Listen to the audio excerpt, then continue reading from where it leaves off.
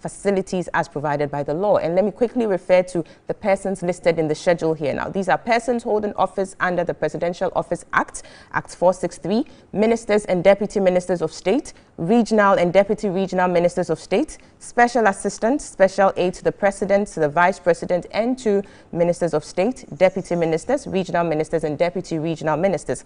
Also, non-career ambassadors and high commissioners, and persons appointed by the president or a minister of state as members of statutory bodies and corporations. So against this background of the Presidential Transition Act, the question is, why the fuss about these quote-unquote requests for people to proceed on leave? Shouldn't they have perhaps left graciously even before being asked to do so? And again, I'm saying this in the light of the Presidential Transition Act. Is it the case that they are not perhaps aware about the existence of this act, or they were just hoping to be carried along with their new government? So at this point, we will quickly take a break. When we come back, we will introduce the panel, and then the conversations will start. A number of issues lined up for discussion. This is New Day, Saturday edition. We will be right back.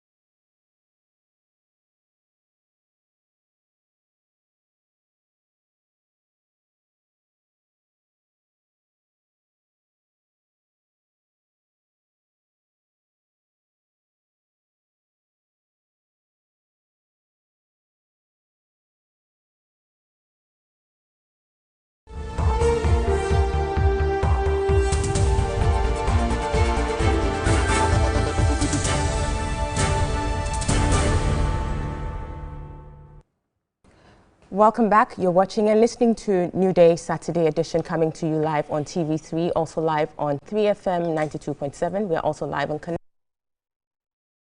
Friday, and we're streaming live on the internet at 3. Well, this morning we have, from my far left, is Joe Jackson. He is economic analyst and a director of business operations at Dalex Finance. Next, we have the communications team and also a lawyer. Next, we have Dr. Koma S. Jehu Apia. He is the country director for IPAS Ghana. And last but not least, we have Mr. Adekoka. He is the Greater Accra Regional Chairman of the National Democratic Congress, NDC. Good morning, gentlemen, and it's good to have you on the show. Welcome. Great. So we will quickly look at this issue that has come up, the dismissal of COP Patrick Timul, and this is coming against the backdrop of something that happened way back in 2014, the recruitment, 2015, I believe, yes, the recruitment saga or scandal that rocked the Ghana Police Service. This week we hear that he's been dismissed following investigations. Now, I just want your take on this briefly, and then we move on to the outline topics for the day. I'll start with you, Mr. Joe Jackson.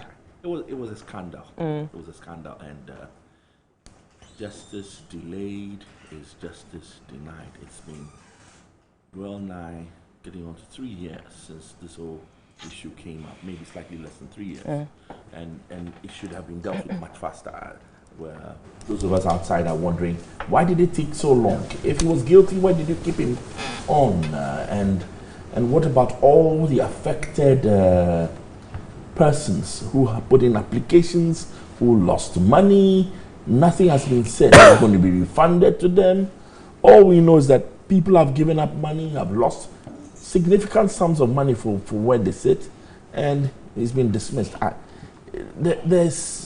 We're missing something. We're definitely missing something. We think the full story must be told. We must be told the full story. How deeply was he involved? Was he just culpable, or... So you think the dismissal is not enough? No, it's not enough. People lost money. It was fraud. So it's not just enough to, is he going to be prosecuted? We don't know. It's just hanging. Our young chaps and young ladies who have lost money, is the money going to be refunded? Opportunities lost, options that they had in life that they've missed. It's too murky. It's way, way, way too murky. I think we are owed a full explanation of what happened and why it took so long to take action. Very well. Then move on to John. Now, I mean, Mr. Joe Jackson alluded to the fact that it's taken so long, and people have indeed raised the fact that, why did it take so long? As a lawyer, what would you say? I mean, it's true that the wheels of justice grind slowly, but eventually when it grabs you, and yes, so your take on that? Yes, I think it took too long, and it appears he's been the only person who has been singled out for punishment. But if you look at the extent of the scandal, you cannot single out an individual as the only person who was involved. And especially when it took them so long to do the investigations and come out. We should be seeing more than just one person being dismissed from the police service. However, I think it's a good step to restore trust and integrity back to the service, because whether we like it or not, the police are still, our hope that we ran to in terms of security breaches. So whatever happened was in bad taste, but it is not enough just to dismiss only one person. The extent of the scandal could not be just one individual police officer, whether junior rank or senior rank. So we have to get to know the full report.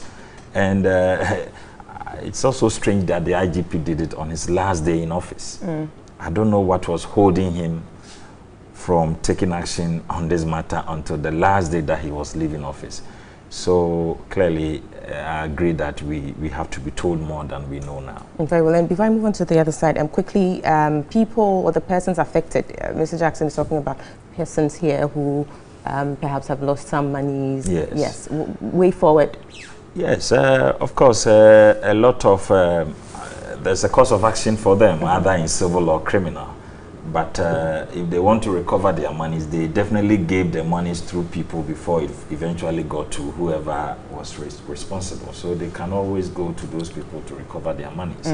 But if we have an institutional involvement at this level, I think somebody should even be able to take on the government. Why so? Well, because they took these monies in their official capacities as police officers. And remember, they act for and on behalf of the state. So if under the guise of the police institution, people can be robbed of their monies, I seriously think that in an action to recover these funds, the government may be liable, especially if we are able to prove the extent of negligence for the supervisory authorities. Right. So I think there's a course of action. If they want to pursue, it is possible. Very well. Quickly, Mr. Adekoka, this issue back in 2015 that it happened, and question for me is, how could such a scandal have robbed an institution such as the Ghana Police Service? You would expect that there would be certain stringent, mechanisms that said the issue about recruitment would be necessarily subjected to. So how could that have happened? Abna, good morning to yourself and my fellow panelists, and your viewers as well. First and foremost, Timbila was a fine gentleman, very, very fine gentleman. He rose the rank of COP, Commissioner of Police, and for him to have left the police force with such a very bad reputation is rather unfortunate. Personally, I know him because I've had a lot of interaction. I've worked with him on a lot of things. So when I heard that he has been said, first when I heard that he was involved in the scandal, I couldn't believe it because I thought Pace caliber. I mean, Pace, he shouldn't have got himself involved in this police recruitment always comes with a lot of problems. And if you are not careful, you get yourself involved. So, as an institution, what one would say that we need to have a full report of what transpired. Because I don't think it's only COP Timpila who was involved in there. There must be somebody, a lot of people along there. So they shouldn't make him a scapegoat. But sorry to cut you, previously, I think during the early days, some people were actually dismissed before. That's why people are saying, how come it took so long to deal with COP Timbila? But I mean, previously you were able to, deal with. I don't think you'll be dismissed without investigation. Sure, definitely. But it's looking they must have an investigation before dismissing somebody. Otherwise, you end up dismissing innocent people. So, well, as a police, sometimes it's like a fraternity. You need to protect your colleagues until you are really you are certain that that the crime has been committed. So you have to allow rule of law to take place. Now, what we want to find out is the extent and those who were involved, so that finality will be brought. And then this should be a wake-up call for the police service themselves. That when it comes to recruitment, a lot of fake people go around, pretending that they are doing recruitment, and a whole host of people end up losing their money. Like my brother Kuma said, I mean, when you lose your money, if you are not that, some of them haven't got the capacity to go and reclaim their money back. So somebody somewhere has got, and when you look at the quantum of monies involved, it's not like 10 cities or 20 cities. It's a huge sums of money. It's a huge sums of money. And so one individual or two or a few group of people have pocketed this money. Right. So we shouldn't just leave it there. We shouldn't just say it has been sacked. And that's it. We must find ways and means of getting the monies back, and also to ensure that the police service are above this thing. I mean, members of the police force should be above this kind of scams that rocks the whole institution, give the institution a bad name. Right. So I think a fine gentleman, he will have. I'm sure he hasn't reached the age of retirement, but with this, he has lost all his benefits, everything that he has worked for over 20, 30 years. It's a very serious situation. Yes, it's a rather unfortunate situation. Now, Doc. Yes. Picking up from where Mr. Adekoka left off, how do we ensure that, we rise above such? Thank you very much. And this is my first time on this program. Yes. It's good to have you here. It's good to have a new face. Anytime I came here, I was discussing health. Okay. This time I'm discussing national issues. Exactly, I think it's important that we all got involved with national issues. I sincerely think that the police has a disciplinary system that can deal with such issues. I would not want to speculate so much, since we do not have the full report of what, we know what happened, but we don't have the full report of, that led to his dismissal. That led to his dismissal. Yes. And we don't know what will happen. So I do not want to speculate. All what I'm saying is that, fine gentleman, all of us has, said as a fine gentleman. But of course, it happens to fine gentlemen too. This is to fine people. Because, what you show outwardly is not what you are. Exactly, Shakespeare. So I think it's important that taking cue from this, the police service will purge itself from some of these difficulties. It's important that they restore the dignity that the police has. Fortunately for me, the outgoing IGP is my friend. The incoming one too is my friend. I know these two gentlemen very, very well. And I know the caliber, what they are made of. I believe that they will do the right thing. And the lawyer was saying something. I believe that all those who are rough with their money they can also seek redress. That's it. Exactly. So it's left for them to seek redress. Exactly. Some people have collected their monies, right? Others have not had the opportunity to collect theirs. I believe that they should have redress and see to it that we have justice in the system. Right. Now, do you think that with the introduction of the online system of recruitment, perhaps we could cut out some of these things that are coming up in terms of recruitment? Well, to what extent would it help? It may even be worse with the current system, because now there's no clear way of checking or monitoring the internet. And if people hack into the police website, they could even do it worse. And that one will even be difficult, catching the people or arresting the people who will be behind it. So, you see, in all this is as a result of the desperation of joblessness in the system. And I think we can do a lot by helping to create more jobs and sanitize some of these systems.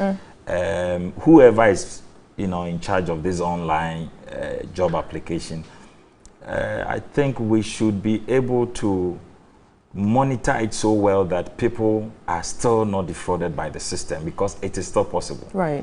It's even worse now using the internet. Because it's faceless. It's faceless. And people, now that there's mobile money and all kinds of things, they will tell you, they will send you a mail, go and send this mobile money into this number, fill this application online, the next day you are a police officer. And people will believe, strangely, because they are desperate for jobs. So I think we have to be more careful and monitor the system properly. Mr. Joseph, you want to say something? The truth of the matter is that we have to accept that as a society, we have become extremely adept at defrauding people using, no, it's the truth, defrauding people using all manner of, I'll borrow the term from Nigeria, 419 methods. And they're growing, and the phone calls that come in with the scam asking you to pay money. And online recruitment is just maybe transferring the scam from one section to another section. So making it more globalized, perhaps. And you see, the issue is that the process is not transparent. Even if it's online and there's a transparent system for me to monitor, I've applied, I've received a full response, I know what has happened to my application, etc., then there'll be less scope for people to meddle with the whole process. Yes, but if it's just simply apply online and you don't know how far you've gone into the process, what kind of evaluation you've had, then we're going to be, it's going to be open sesame for the 419 guys. Very well. We wish the whole police service, the best with the incoming acting IGP. We hope, yes. Things perhaps will turn around for the better, but we really need to move on. I don't want to say. Yes. Is it only the police? Oh, well, it's I think it's, yes. So I think that's what's happening. Yes, the entire country. Yes, all the services they face the same problem. Yes, but we need to move on to what is trending this week in terms of the vetting process and the interesting turn of events that's coming up, the allegations of bribery and all of that. But before we even go into that allegation of bribery, I think we'll be speaking to the two persons at the heart of this issue, which is the Honorable Mahama Yariga and Mr. Boakye-Jarko. But we here could start off with, the issues that have come up, the holding up of the two nominees, the recommendations of the two nominees, Mr. Osafo-Maafo and Honorable Mr. Boakye-Jarko. Question is, the reasons that were assigned for the hold-up, for me, I find intriguing. Perhaps we need to interrogate it some more. That Mr. Osafo, for instance, is alleged to have said some or made some ethnocentric comments, and that was why it was held up. And for Mr. Boakye too, he had said or made some, if you like, disparaging comments about the president, you know. And it was, I just want to ask, do you think these reasons are cogent enough, perhaps, to hold up recommendations, looking at the vetting of these people and the office in which they were going to? Well, let's start with the senior minister. If the senior minister was demonstrated to have whipping up ethnic sentiment, then I think it's cogent enough. I mean, you can't have a minister of state who is. But the question is, was he? And is the evidence credible? That's and those are issues he has raised them himself. Yes, those are issues for debate. But I definitely do think that if we have a minister designate who is shown to be whipping up ethnic sentiments, he has no place in the government. Right. With respect to Mr. Ejako's issue, I'm not too sure what exactly they were saying by disparaging comments against the president, the ex-president. Ex-president, I'm not sure. Listen, he who has no sin, let him throw the first stone.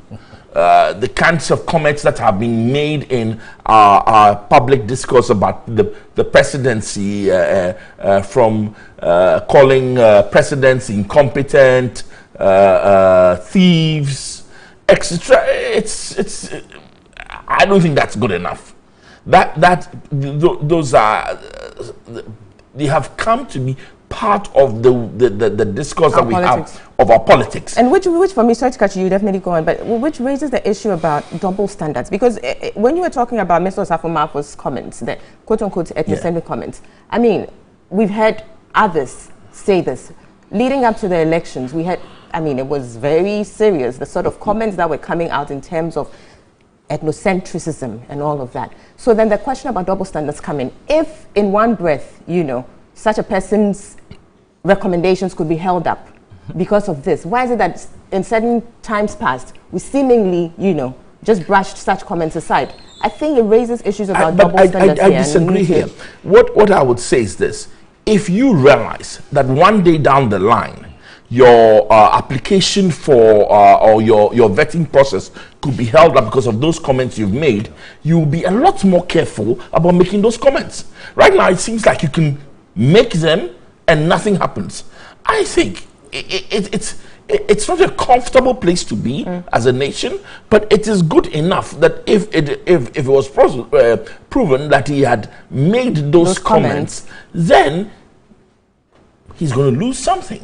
And it may be served as a warning to all others that if you pander to those ethnic sentiments just to get votes, sometime down the line, it's going to come back and haunt you. Very well. Doc, I want you to come in on this issue here. Thank you very much. And I think it's important that this issue is brought up here. I don't know what happened to you politicians when you stand on platforms. They say. I don't know what happens to you, but and also, you know, off the cuff discussions. Sometimes somebody's recording, you don't know the person's recording you. It can happen to any of us. Be it as it may. I think that if you are for that position of a senior minister, and he claims that he is going to coordinate all the ministers, it means he has to come out as clean as, you know. Right. He has denied some of the things that is purported to have been said by him. He has denied them. I mean, let's find out if he did that. But let's also stretch it this way. Go to the U.S. What didn't Donald Trump say? You know, he's still the president. It's still saying he's still the president. What didn't we say? What didn't we say? All of us say about you know, our past and present presidents, and people are still having their positions. So I think that politicians ought to be careful, extremely careful what you say. Even if it ends up that Mr. Osafo-Mafo gets the position, this is going to hurt him. You know, because he is supposed to live above other ministers. And I think that, I don't know, seriously, I have a difficulty with his position and that of the chief of staff. Because for me, sitting outside, I thought that this position was what the chief of staff was. Yesterday, I listened to some comment, and I think it was saying that the former, what do you call it? The one who was the first senior minister. J.H. Mensah acquitted himself so well. It might be true. But sitting outside, I mean, a lot of comments that came out during that time that, you know, that position was like redundant. I don't know, correct me if I'm wrong. Politicians, I'm not playing politics, I'm just being the civil servant I am. You know, I think it's important that at that senior level, such comments are unnecessary. Sometimes you can come out and say, I'm sorry, I said it due to this circumstance. That is if he said it. That's if he said it. And sometimes I think that we should also forgive those who stand on political platform. My sister, if you stand on a platform with thousands and hundreds of thousands of people, sometimes you make certain statements that maybe when you come back, and it's not true. When you come back and you play the cassette and you're like, did I say that? Did I say what I said? It happens to be pastors who see a lot of people before them, and you feel that the word belongs to you. That stage, at that stage, it's. I mean, you may say certain things that. Sorry to cut you off, but I hear we have the Honourable Mahama Yarga on the line. Hello. Hello. Hello, good morning. Good morning, Honourable. Thank you for joining us on a New Day, Saturday edition. Yes, so we are looking at this issue about the vetting process in general, but also very important to this discussion is what transpired in just a couple of days ago, which has to do with your allegation of an attempted bribery, but by Mr. Boakye Ejiakon. Now, could you, first of all, could you confirm, this morning we are hearing, I don't know how true it is, but if you could confirm, have you withdrawn that allegation? Oh, not at all. I have not said anywhere that I have withdrawn any claim regarding what I told Radio Gold. And let me repeat the facts as I know it. And I believe that other members of the committee who were party to the entire process can confirm exactly what happened. Okay. We had a sit-in on Tuesday, if you recall, and at the end of the sit-in, we normally meet when the media leave, and then we evaluate the different nominees. During the evaluation of the nominees, some members raised the issue of our sit-in allowance and argued strongly that we have sat on Saturday, we have sat beyond 10 p.m. Almost every day that we vet a nominee, we sit beyond 10 p.m. And so they were demanding that the chairman ought to make arrangements for allowances to be made available to the committee members. Whereupon the chairman promised the committee that he had actually done a memo to the speaker, and so he was pushing for funds to be made available for him to give to committee members for the work that we have been doing over time. And members thanked him, and we dispersed. So whether when our chief whip, Honorable Muntaka, called us individually and told us that the chairman had brought money to be given to us, and because he had earlier told us... And this is still on Tuesday, Honorable, this is still on Tuesday. No, this was, I guess, either Wednesday, Wednesday afternoon, I think, yes. When Muntaka called us and told us that, oh, the chairman had brought money for us. So the committee members of our side should pass by his office and take the money. And because chairman had said during committee sitting that he was working on our allowance, we all assumed that it was our allowance. So when we got to Muntaka's office individually, he gave us the 3,000 Ghana cedis. And because it was coming from Parliament, we understood it, because 3,000 really is not any big money, but we thought that, well, this is what Parliament can afford. So we took may I ask? Let me finish, please. Okay. Let me finish. So we took the money, and then the following day, that was on Thursday, one of our members asked Muntaka, the money that you gave us, we are hearing rumors that this money is from Boakye Ejiakon. The Muntaka said, no, it is the chairman who gave me. They said, no. Go and find out from the chairman where he got the money from. So Muntaka subsequently went to check from the chairman. And on Friday, yesterday, in the morning, we had our early morning meetings to prepare on how to handle the issue of the nominees, we the committee members. Some of our members were not there, but about 6, 7 of us were there. So at that meeting, we raised the issue again and said, hey, the money we asked you to check where it was coming from. Have you checked where it's coming from Parliament? And he said, yes, he had checked. And he had been told by the chairman that the money was from Boakye Agyarko. Then we all said, no. If it is Boakye Agyarko's money, we're not interested. So everybody should bring his money back. Let's give it to our chief whip. He should go back and give it to Boakye Agyarko and give it to the committee chairman and tell him to send it to wherever the money came from. We are not interested in his money. So basically, those are the facts. So the money was sent back? I know it, and the extent that I participated, those are the facts, and I stand by these facts wherever. Very well. There are a number of questions I need to ask, but first of all, you're saying the money was sent back. Was sent back to who? Well, Honorable Muntaka told us that the chairman said it was coming from Boakye Agyarko. And we said, well, take the money back to the chairman and let him send it back to wherever it came from. The only money that we will take is the allowances that are due us from Parliament. So you should collect that one and bring to us. As for this one that he claims is coming from Boakye Agyarko, we are not interested. You should send it back. So it was sent back. That's a question I'm asking you. You know for sure it was sent back. Our directive to our chief whip was for him to send it back. You don't know whether he took it back or not. But Honorable, may I ask this question? Going into the vetting committee's work, were you aware of how much you were going to be taking as a member of that committee? I beg your pardon? I'm asking, going into or taking up this role as a vetting committee member, did the members know how much they would be taking as sitting allowance? No, we don't know how much we'll be taking. So you go in not knowing how much you're going to be taking? We don't. Okay, and you're saying... It depends on the chairman and then the discussions that he has with the speaker and what they decide that they want to give to the committee members. Very well. And so giving an amount of 3,000, you wouldn't be able to tell that it's way below what you're expected to take or is way above it? Oh, I mean, I will say that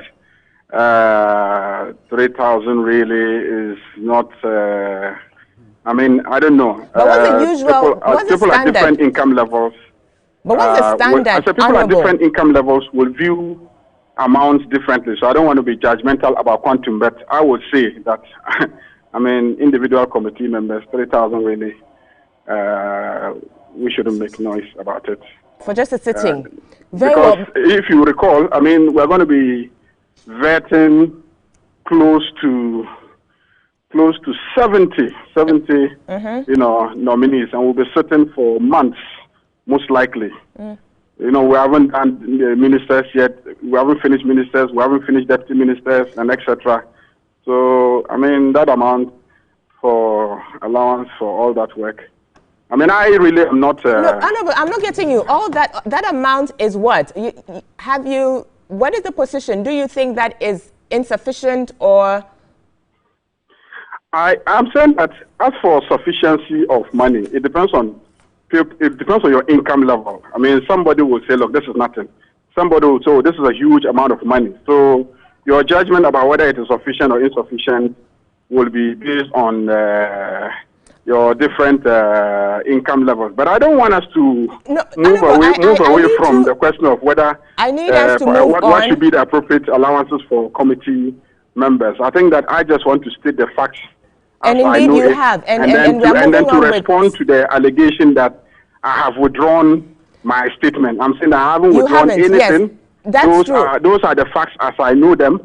And beyond that, I'm not interested in any discussion about whether the amount is sufficient or insufficient for members of the committee. I think we do appreciate your time. We want to understand exactly what the situation is. And I'm asking these questions. The situation, listen, the situation. But if I may finish, please, Honorable, if you may allow me to finish. The situation is the set of facts that I have given you. Your analysis, your judgment is all yours. Me, I'm only interested in putting out the facts as I recounted to Radio Gold as the appropriate facts Your judgment, your analysis, your conclusions, your views, your opinions are entirely yours. That is so, but I don't intend to judge you or anything at all. I'm just asking questions based on the facts you have put out, and I believe it's the right thing to do. But let's move on, please. I'm saying that those questions you are asking is asking me to judge whether or not that amount of money is a fair amount in terms of committee allowance. I'm saying I'm not interested in judging whether that is appropriate in terms of how much committee members should be given. But I'm saying that we were given money and we returned the money. It's as simple as that. Very well. I just need to know what it is. Whether it's a standard thing. I mean, you should have certain figures in Parliament. I mean, this isn't the first time vetting committees are sitting. So we should have at least an idea of what they are entitled to per sitting. But that's fine. So I'll not be able to tell you. But if you want, you can follow up with Parliament and check the record. Definitely, we'll do our further checks. But let me ask this, please. Your story, some people have sought to raise doubts about the allegation by saying that indeed the majority has an overwhelming majority and they could have gone ahead to approve the two nominees whose recommendations had been held up. So the question then is, why would Mr. Boakye Jarko, for instance, resort to attempting to bribe the minority in order to secure his approval? What do you say to that? I will not know why, but the point that I'm making is I'm just recounting facts to you. And the facts, as I've indicated, are this, that my colleagues and I on the minority were given money, which we thought was normal committee sitting allowance. We found out later, based on rumors, we asked our whip to check. He checked and came back and confirmed the rumors. Then we said, if that is the case, take the money back to the person who gave you the money, and we return the money to our whip. Those are the facts. Now, whether Ajaku would give the money because we're withholding his nomination for some other reasons or not, are matters that really I can only express an opinion. And I told you earlier on that I don't want to go into the realm of opinions. You are expressing I just want the facts. to stick to the facts and leave it at that and leave Ghanaians to do the judging. Very well. I think the reason why these questions are coming up is because the person himself, Mr. Boakye Jarko, has actually denied this. And so it's raising issues about, where the story is coming from. Indeed, the chairman of the committee is reported to have also denied categorically any involvement in this story. Well, I mean, I have stated the facts as I know it, and I believe that my colleague members of the minority who were in the meeting where all these decisions were taken, I believe will bear witness to these facts. As for denial, I believe that will be a natural consequence of the matter having gone public. But those are the facts as I know it, stand by it, and ready to die by it. Very well. We'll end it here, Honorable Mahama Ayariga. Thank you so much for your perspectives and your narration of the facts as you know them to be. Thank you very much. So, back to the panel here. Interesting development again. Yes, I can't describe it any way else but that, yes. I think Miss Doc was on the floor. Let him finish and then I come back to that. Yes. I've really lost the train of discussion. I was so consumed by this. But we talked about the comments made by and I said maybe we should find a way of how politicians like Mr. John Kuma and Inabo, when they stand on, they'll be measured. So I think it's important that we all try to, be circumspect with the things that we say when we see people. And also in the privacy of our rooms. This time, my phone, you don't know if my pen is even recording. You don't know what you will say, people recording. It might be off the cuff. It happens to everybody. So I think that sometimes you have to, measure that, maybe, and also the politicians, they should also watch what they say. Yeah, very well. I would want to bring Mr. Adekoka in here before I come to you, Mr. Kuma, here. On this bribery allegation, we just heard the Honorable Mahama Ayariga talk about this. Let me have your general observation about this whole development. Abina, since yesterday, I've been very worried. Very, very worried that these things are coming out at this time, when the governor has come in really came on the backs of the NDC has been corrupt. And all of a sudden, people who are looking for positions have started misbehaving. Look, it is neither here nor there. This thing must be investigated. Seriously. Because we are talking about the Parliament of Ghana. The Parliament of Ghana. Money has come into some people's hand. The person is saying that the money did not come from the parliamentary system. It came from somewhere. We must investigate where the money came from. The lawyers will say simpliciter. We must investigate where we shouldn't sweep this America. And yesterday I was very sad when the president went ahead to swear him in. In other jurisdictions, they will But he had been approved by Parliament. No, but you see, you should have put that on hold. Now there's a cloud around Ajaku. Look, if he goes to the office on Monday, there's still a cloud around him. The perception, this has gone viral. It's gone all over the world. And this is supposed to be Minister of Energy. When you go and meet your colleagues in other jurisdictions, one will start, there'll be whispering. Are you the guy who? But let me ask this: doesn't it mean then? I mean, the fact that Parliament has actually approved him, doesn't that rest the matter then? On what basis did they approve him? You just made a statement that they've got the numbers, so they could have gone ahead to confirm him without even waiting for the minority. You made that statement. As to whether Parliament has gone on to approve him or not, this is a situation where it is alleged that money has passed hands. We should investigate it to bring finality to this problem. Because otherwise, I mean, where are we going? And when Ayariga said if he is prepared to die for what he has said, means something. Denying here or there is not the issue. Well, you can go out, you can say I didn't do it, but we want to find out who brought the money. The money has not got legs. They don't work. People carry money. So who carried the money to Parliament for the minority to be given 3,000? You know, recently, Citizen Vigilante made a statement that the appointment committee are always being bribed. And they went on, they said they are even going to haul him to the privilege committee. So, what Vigilant Matamidu was saying, there's an evidence here now that money has come through. Well, it still remains an allegation. But it's an allegation. Tell me, Abna, did the money fly there? But we don't even know that yet. I'm saying Ayariga, no. You cannot. Ayariga is a honorable man. You can't come and tell me that. Well, you said the same about COP Timul not too long ago. So Ayariga is lying. That is what. Not at all. You are comparing oranges to apples. Don't get me wrong. I'm not. Timbila. All I'm saying is you seem to have made a certain, reached a certain conclusion. I said they should be investigated. Exactly. That is very much, yes. Timbila was investigated when the alarm broke out. He was investigated. So we cannot sweep this under the carpet. And Parliament, because now you are saying the chairman of the appointments committee, he's been implicated. Yes. Now, can he go and sit on the appointment committee to chair when he's got that cloud hanging around him? Monday, is he going to sit on the appointment committee to deliberate on matters when such a cloud he has to recluse himself. He has to recluse himself. And we must be serious about we shouldn't that hypocritical tendency that we have in this country. Look, if this had happened in an NDC government, do you know what my people will do?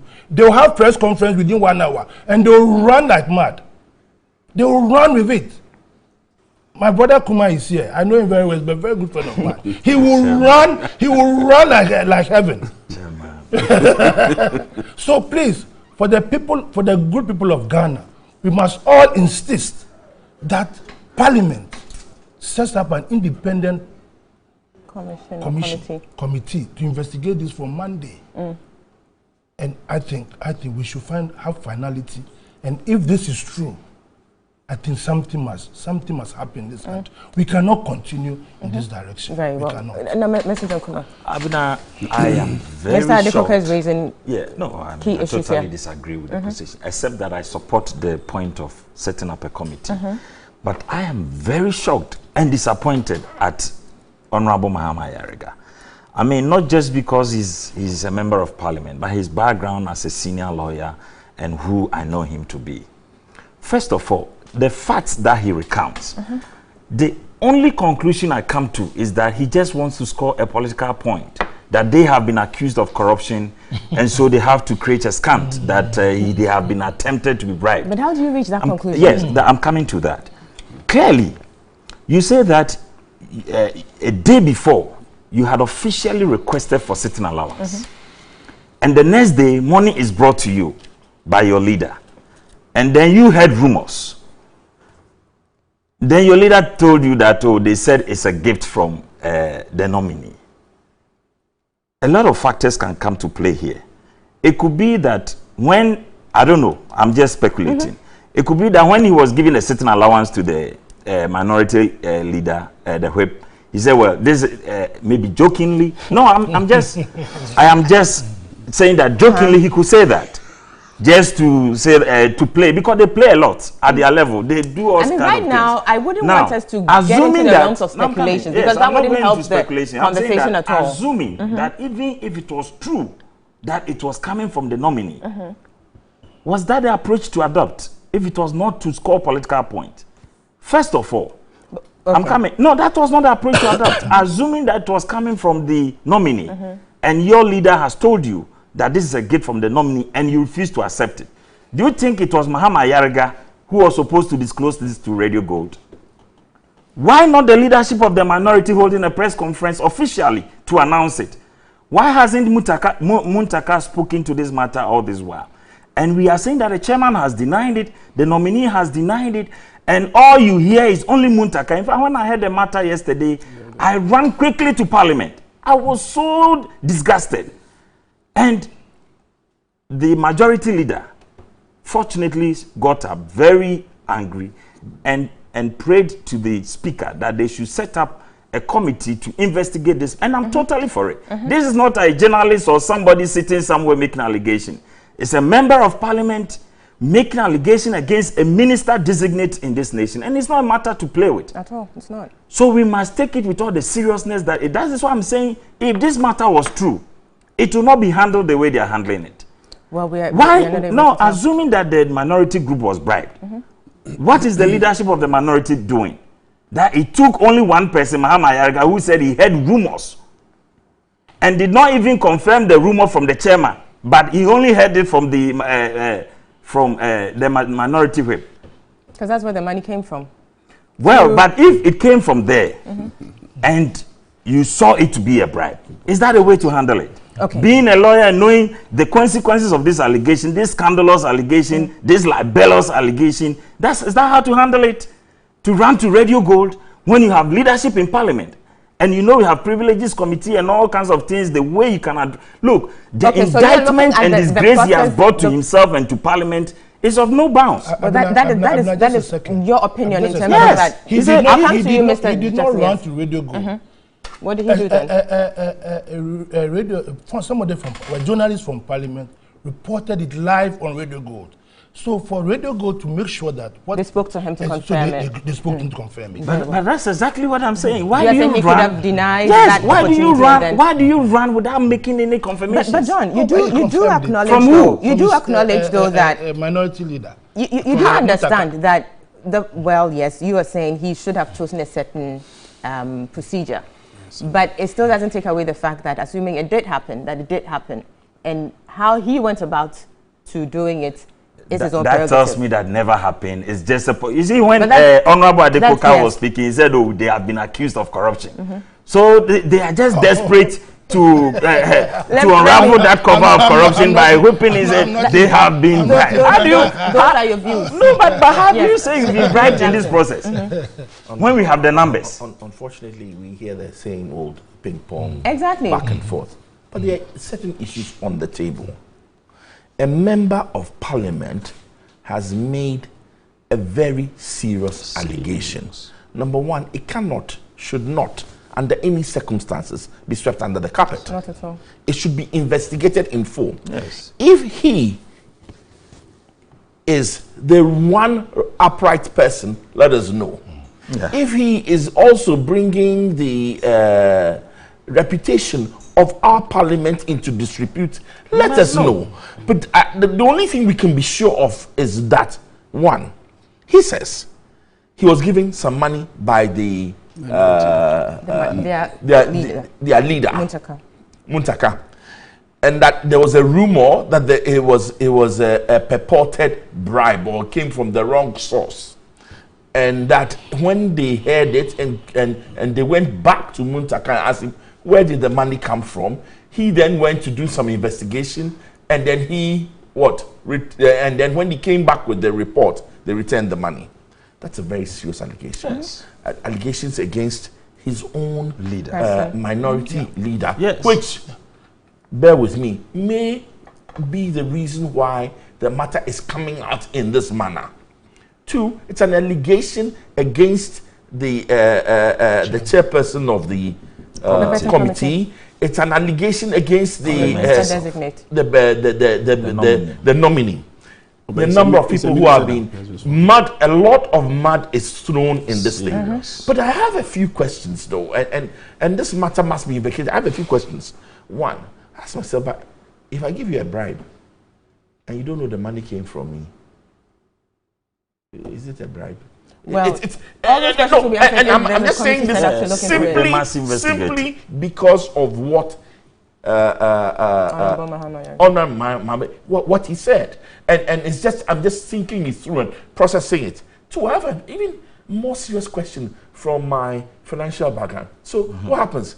Does the chairperson or the parliament, do people put money into, and is there no process for paying out money such that if there's a process, I go to a voucher, I sign, I get it from a cashier, I get it from some accounts officer, such that if money comes to me and that process is not followed, I can immediately suspect that it's not mine, it's not the money. And if this is how parliament operates, then I don't know. I really don't know. So you see, for me, there are major issues. Major how issues can coming up, parliamentarians just receive money from their on the table leader of some sort and not know how much was due me, how much was to be paid, whether it is respect for 1 day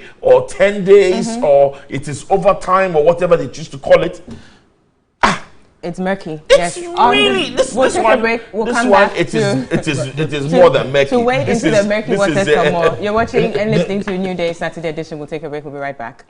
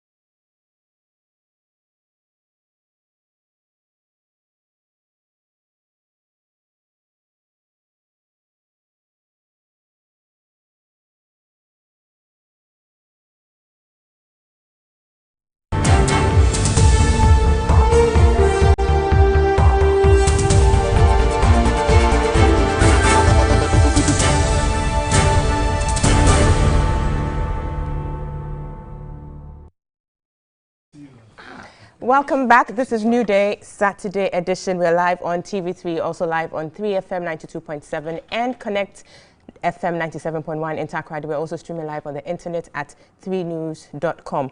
Lots of your messages are coming in. We'll be taking them, but we'll be wrapping up briefly on this discussion here. But let me quickly go through, see what messages we have here. This is Andy in Awoshi. He says, is sacking Timbila just the end? Are we serious as a country? It seems the laws of Ghana are only applied ruthlessly to plantain thieves. Judges that take bribes, the only penalty they suffer is to get sacked, but a plantain thief is jailed 3 years. Says the big men in society are treated with so much caution. That's Andy. Dr. Aaron Shama District says, I'm very sad for COP Timbila for involving himself in such an unpardonable act. The police administration has taken bold decisions and it is good for the service. Let's see what Idris Susuglu Nuridin is saying. He says, he who alleges must prove. So Mr. Honorable Ayariga should prove his bribery against I presume it's the Mr. Ejako. Now this one, Alale Baba in Pusiga says, it's amazing the party that prides itself as the dons of the laws can be messing up with our laws. As for the bribery case, more issues would certainly emerge to vindicate Honorable Ayariga. Abna, the dismissal of Timbila is a shame to the Ghana Police Service, and this is from Ankuma in Briwa in the Central Region. Now, this is Kwabnedu from Akim Fusu. He says, Abna, why will Mr. Boache-Jaku bribe the minority, knowing clearly that he has the majority on his side to easily pass him on the floor of Parliament? If truly he did that, then it would be unwise decision on his part, I believe. If not, then Mahama Ayariga should be seriously dealt with at Parliament or court. Let me take the last two and then we wrap up on this conversation. Abna, please, good morning to your panelists, especially Chairman Adekoka. Says, Abna, please tell Chairman I am strong NPP, but I wish he is NPP. Well said, John of NPP, vice versa. So that's to you.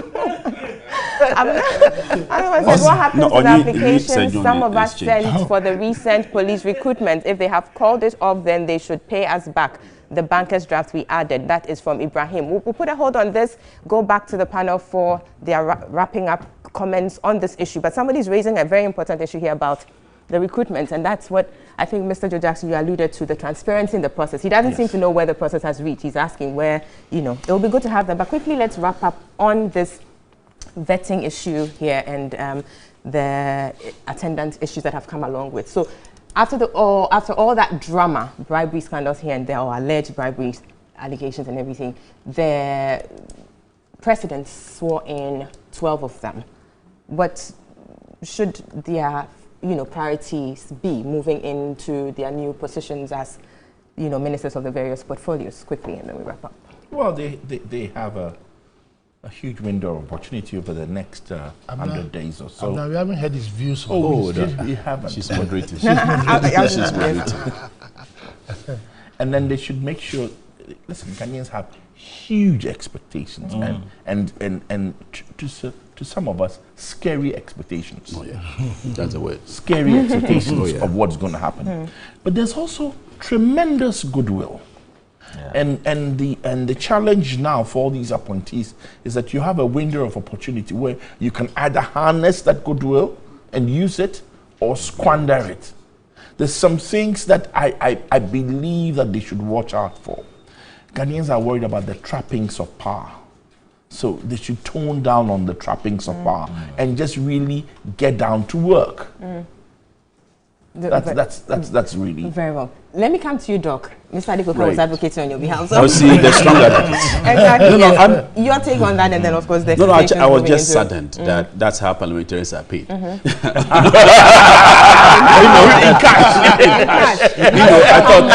thought I'm not even talking about the money. That you go to parliament and you sit, long hours, you are given the money like that. I thought that there would be some honor with, you give it a check or maybe, something like that. Or even because I was aspiring. Account or something. You see what I'm saying?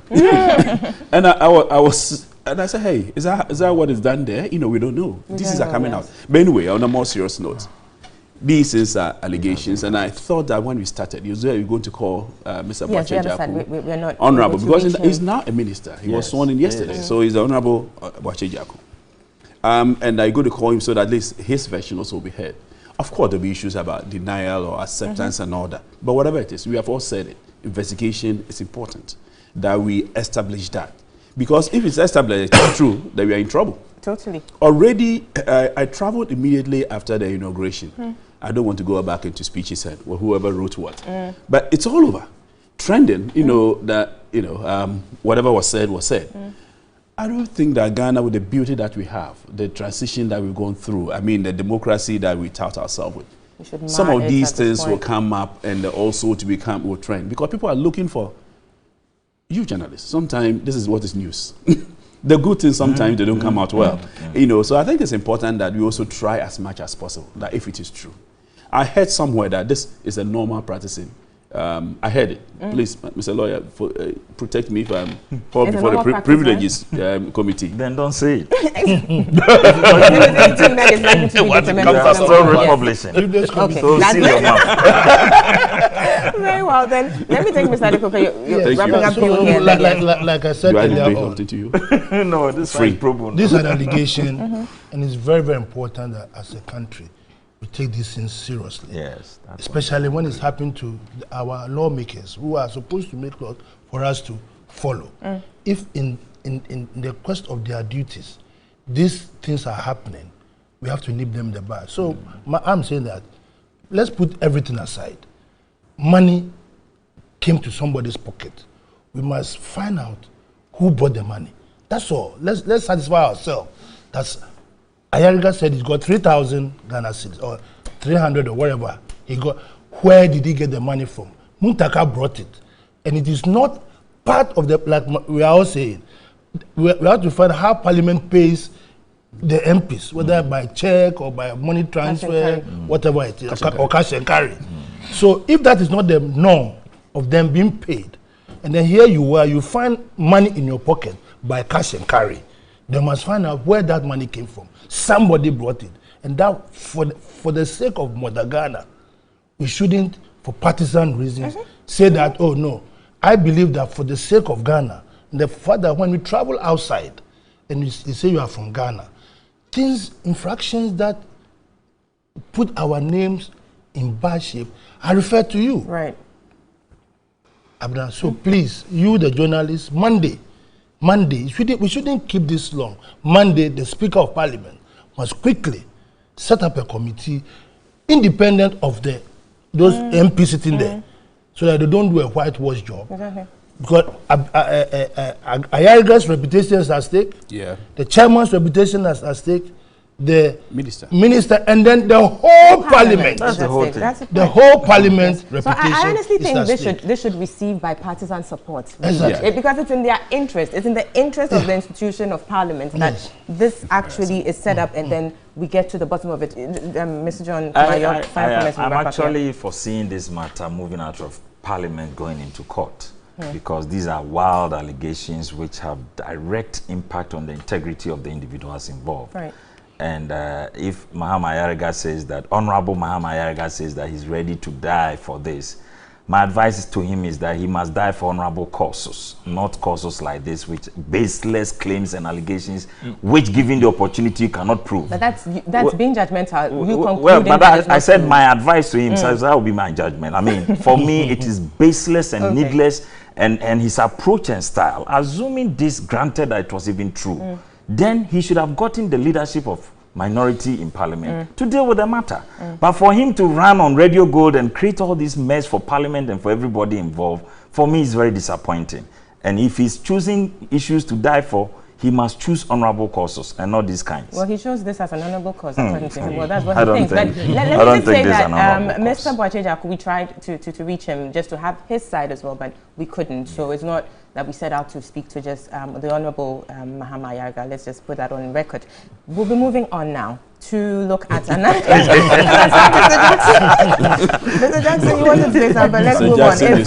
He's pregnant or something. Bless him. Yes, we're moving on to look at the, another thing that happens in our transitions often. The proceed on leaves that we hear, various parastatals and all. But the unique thing about this transition, if you like, is the fact that, yes, with this, we had the Presidential Transition Act to help us. Well, indeed, I think it was applied in 2013, but that because it was within the same party, NDC government to NDC government, we didn't really see much of an issue. But with this, moving from the NDC government to an NPP one, the issue has come out really strongly now. We are seeing it. But like I said, the Presidential Transition Act is supposed to help us with the transition process and everything, but we still seem to be having issues. And in my intro, I had asked that why are people, you know, people seem to be surprised by the request for certain members or occupants of certain offices to perhaps vacate or leave their offices. And my question was, why the surprise in light of the existence of the Presidential Transition Act, which clearly provides for this. And just for purposes of education, let me read that part. Section 14 of that act, or the Presidential Transition Act, which says, 41 says, on the assumption of office of the person elected as president, a person holding any of the offices specified in the schedule shall cease to hold that office and shall be paid the relevant retirement benefits and the enjoyment of facilities as provided by law. And the schedule here is making references to persons holding office under the Presidential Office Act, ministers and deputy ministers of state, regional and deputy regional ministers of state, special assistants, special aides to the president, the vice president, the ministers of state, deputy ministers, regional ministers and deputy regional ministers. We have the non-career ambassadors and high commissioners, and then persons appointed by the president or a minister of state as members of statutory bodies and corporations. I think the problem really, the first five we don't have issues with, but it's exactly. We seem to have issues with the CEOs. Exactly, of the statutory boards and corporations. So question is, what do we do about this? We have a law that says, yes, upon, you know, the coming into office of this president, you should vacate. Is it that we didn't prep them enough, or they had anticipated perhaps that, yes, maybe we'll be carried along? I just want to understand this, Doc. I have friends who are in there. I wouldn't mention institutions. Right. Please don't force me. I won't do Not that. at all. And I think they got in there and they should have known that the lifespan of the appointment was a lifespan of those who appointed them. Yes. They should have known that. I mean, I think it's important that you are ready. So I understand. I mean, this provision states out clearly that it's going to happen. But when sometimes you hear that, I don't know how many of them, I think there are a lot of them employed in disease institutions. But sometimes you hear about 2 or 3 as if they are targeted. That's the difficulty. And I heard one of my friends, a doctor too, openly, I would not hide it. You know, it's like as if he had been targeted for something. If it is true, let's see, investigate, and let's also say that he's purported to have done what the people are saying he has done, or he has not done. But you see that as if he's targeted. But all colleagues or friends or all those who are occupying those positions, they should have known by this status. That, but I think when they were appointed, they were told that. Unfortunately, those CEOs, they are not usually reshuffled, right? Like ministers are reshuffled. So sometimes you assume that you are there for good. Because the ministers sometimes, they are reshuffled. Yes. Yes, I mean, move from ministry of this to another ministry of that. So you know that your time limit is here. But I think that if it is clearly stated, they should have prepared themselves. Very well. Why I think, when I am against some of these things, that some of them are so good. So sometimes we shouldn't appoint them based on their political color or their competence in holding such positions. And have they brought something good to such institutions that we think we can maintain them? That is when our democracy would have grown. Because I think that if we say that they should go just because an NDC government appointed them, so the NPP government has to get rid of good material, then I believe that we are not growing. You understand? So I think that it's important also to look at that, the quality of such people.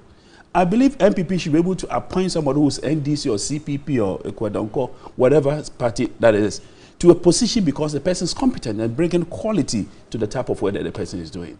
But if it's that, we are in power, so all of you go home. I remember when my brother was my late brother was a minister somewhere in a relative government. It came as a shock to him. I said, Kweku, but why? I mean, you knew if your government is out of power, you have to go. But I don't think he was ready. And I believe that some of these were not ready. Why are you not ready? And you came from somewhere to this position. Maybe you can go back to your trade, whatever you were doing.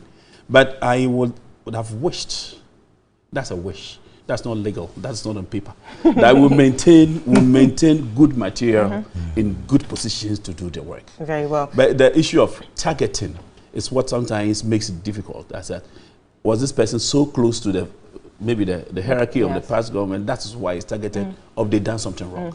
Yeah, I think those questions, yes, perhaps are legitimate or were legitimate in the past when we didn't have this, you know, exactly, making it institutionalized. Yeah. Then it's like, okay, then you have the option of actually carrying on. But where you are mandated by the Act to do that, then it raises issues, which for me leads me to you. And I'm coming to you on this because I want your legal perspective on this. You know, for certain, most of the statutory bodies, they have their own governing laws. Yes. Are you lacing your shoes? They have their the statutes that establish them. So, for instance, a GNPC would have a GNPC Act. You would have Bank of Ghana Act as well. And there, it makes provision for the tenure of board members. Bank of Ghana, for instance, is like 3 years.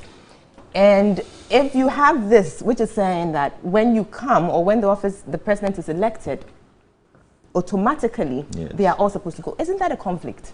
And I think we saw that happen with the Mr. Okujeto and the Bank of Ghana issue. So isn't there a conflict? Well, I mean, clearly from the provisions, it appears to be some conflict when it comes to the tenure, especially those who are running on contracts. But you see, the problem in this country is not the making of laws, but the enforcement of these laws. We have a clear provision in the Presidential Transition Act that says that as soon as the term of the president ends, all his appointees' tenure comes to an end. Why would even anybody want to wait for a letter to be written to him before he leaves office? And then create a semblance of being pushed out of his office when it is clear within our laws that, look, your pleasure to serve is subject to the continued service of the person who appointed you. So once his term has ended, automatically your term has ended. Why would you even want to carry on going to the office for somebody to write to you and sack you? So the only issue that comes in is the subsidiary legislations that set up these bodies. And sometimes they specify how these CEOs and the boards must be constituted and the tenure for them. But since all these things will still be subject to the appointer, the person giving you the authority can always reconstitute the authority. If he's appointing you to go and head, he can always dismiss you and bring in another person, even though you are on contract. Your contract can be terminated at the pleasure of the person who is appointing you.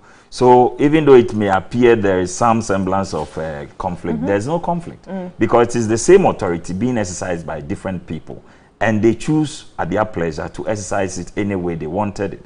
So for me, once the tenure of the president ends, you should pack back and back. Pack and leave. Don't wait to be sacked because you'll be sacked anyway. In fact, you have been sacked by the Act. So don't wait for a letter to be written to you before you say, as for you, you are a good material. And if you're a good material, go and join the civil service where you have a security of tenure. But if you go to become a teacher, or become a teacher. But if you get appointed by the president, know that as soon as the tenure of the president ends, no matter how good you are, your services, we say thank you to you, pack your baggage, another person will be appointed to come and take over. Or provided you fall under the schedule. Well, hopefully, if provided you fall under the schedule that is provided by the Act. Yes. Because then I will go to Mr. Jackson, but we'll come back to look at the MMDCEs because the MMDCEs are not listed here. Yet they are the ones who suffer the most when it comes to. Well, they are also appointed by the president. Yes, but we'll come to that in terms of the constitutional provisions and all. But Mr. Jackson, your observations about this? I think anybody, because we have Cocoa Board. Anybody who acts like something happened which was wrong is just plain ignorant. It's as simple as that. The rules are there and they were set in black and white for the avoidance of doubt. In any case, the biggest one which is being trumpeted by those who feel that someone was victimized is Cocoa Board. But he has said, Dr. Puni has actually achieved something which we have been trying to do for a long time and have not been. He has managed to unify MPP and NDC in this country. In both coming out to say his dismissal was excellent. Forgive me. I mean, he's the last person we should point out as a victim. That's true. He has unified both sides. we should. But that's the truth. He should be celebrated. It should be celebrated for bringing both parties together to agree that his dismissal was thoroughly justified. Listen, they are ignorant. They don't know what they're talking about. And in any case, you are appointed by the president. The president is a position, is a role. It is independent of who sits there. Yeah. Any new president can dismiss you without asking you any questions. So honestly, I don't know what the issue is about. If you are appointed by the president, today I am the president, and I'm saying go. Tomorrow another president, and I appoint somebody. If tomorrow I'm not there and another president comes and he says go, the power is in the presidency. It's not in the individual. No. But you see, that's where I'm raising an issue about the conflict here, because we have the case of Mr. Kujeto and Bank of Ghana, where the court held that his dismissal or his removal from the board was unlawful because the Bank of Ghana Act gave him a tenure of 3 years. And until he's finished serving that, or he on his own decided to leave, any act or any purported act of, asking him to leave would be unlawful. That's why I'm raising the issue about the conflict between... But I can come in here. Bank of Ghana and other institutions, there is an attempt to insulate them once you are appointed from being from a certain amount of interference. It's different from people who have been appointed so that they can prosecute the political agenda and the manifestos of a political party. But how would you know these appointments? These appointments are by the president. For example, I was really upset when there was some thoughts and some discussion about where our current governor and whether he should be moved out because the government has changed. I said, that's ridiculous. We need an independent governor. I'm not sure whether we need an independent cocoa board. Forgive me. I'm not sure whether we need an independent. Listen, all these organizations have, there are... Let me come in there. I mean, for now, the question whether or not we need the independence of the chairpersons of the various boards, I think the question really is, what are the provisions of those statutes that set them up in the first place, so that we don't even go into what should or what shouldn't be, unless we are thinking of perhaps an amendment to the law. But otherwise, this is what it is, and this is what we need to go by. Yes, briefly. Let him land, and then forgive me. Then I come. If anybody thinks he's been wrongly dismissed, take it to court. Exactly, and that's what the point I was coming to. Just on the legal point you raised about the Supreme Court saying it was wrongful, but they never reinstated them. They said they were entitled to compensation. And that's what the Act has stated. That you are entitled, if your contract has been terminated, it's like being a coach with 2 years contract. After 1 week, they say go home. And these are your entitlements. So you may be wrongfully dismissed, but you are only entitled to damages. And it doesn't mean you'll be reinstated. The president can always replace you. But why do we need to go through that cycle? Dismissal, compensation, that's the law. Whatever. Why do we need to? Yes, Mr. Adepopo. Sometimes I get confused. As I ask myself, are we in one Ghana or two Ghanas? I remember Professor Mills, when he became promoted, to us to depart from this kind of behavior, because 201, you had a situation where the incoming government started getting go on leave. People went to sit home for about go on leave. They were not even attended to. They sat home for 8 years. And when Professor Mills came, he tried as much as possible to avoid this situation. Where, for instance, the Cocoa Board chief executive had been appointed around 6th of January, or around somewhere at the end of the year when President Kufuor was exiting. We worked with him till his tenure of office came to an end, 4 years, when he left. I remember most of the MMDCs, Professor Mills asked them to stay in their positions till their tenure of office. But that was for only 3 months. The pressure came on strong from the party. No, I'm saying that they did not, they were not sacked or given to leave office by 5 p.m. as if a coup has taken place. We are behaving as if those days when you hear announcement on the radio, a letter will come, go home or report to Burma camp or barracks or that kind of thing. I thought we've passed that stage. Fine. If the transitional provisions gives the type of people who have to leave office, you must comply with it. Yeah, straightforward. Simplicity. You must comply with it. But the way we are going, as if all of a sudden coup has taken place and people are being written 5 p.m. by this date, and then go and proceed to go and collect your whatever is due you. You know, we've passed that stage. But that's the law. We've passed that stage. The law is there, fine. So should we perhaps be doing more orientations on what the law says? Because people don't know what it is then. It's in the United States of America. The moment a new government comes, there are statutory rules and regulations as to what kind of position must be vacated.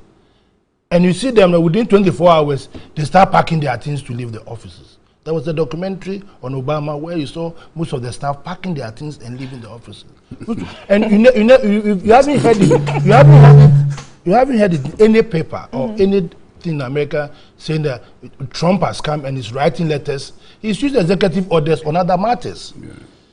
You understand? So let's have some civility around these things. And you see, when you do this, you know, we always talk about corruption.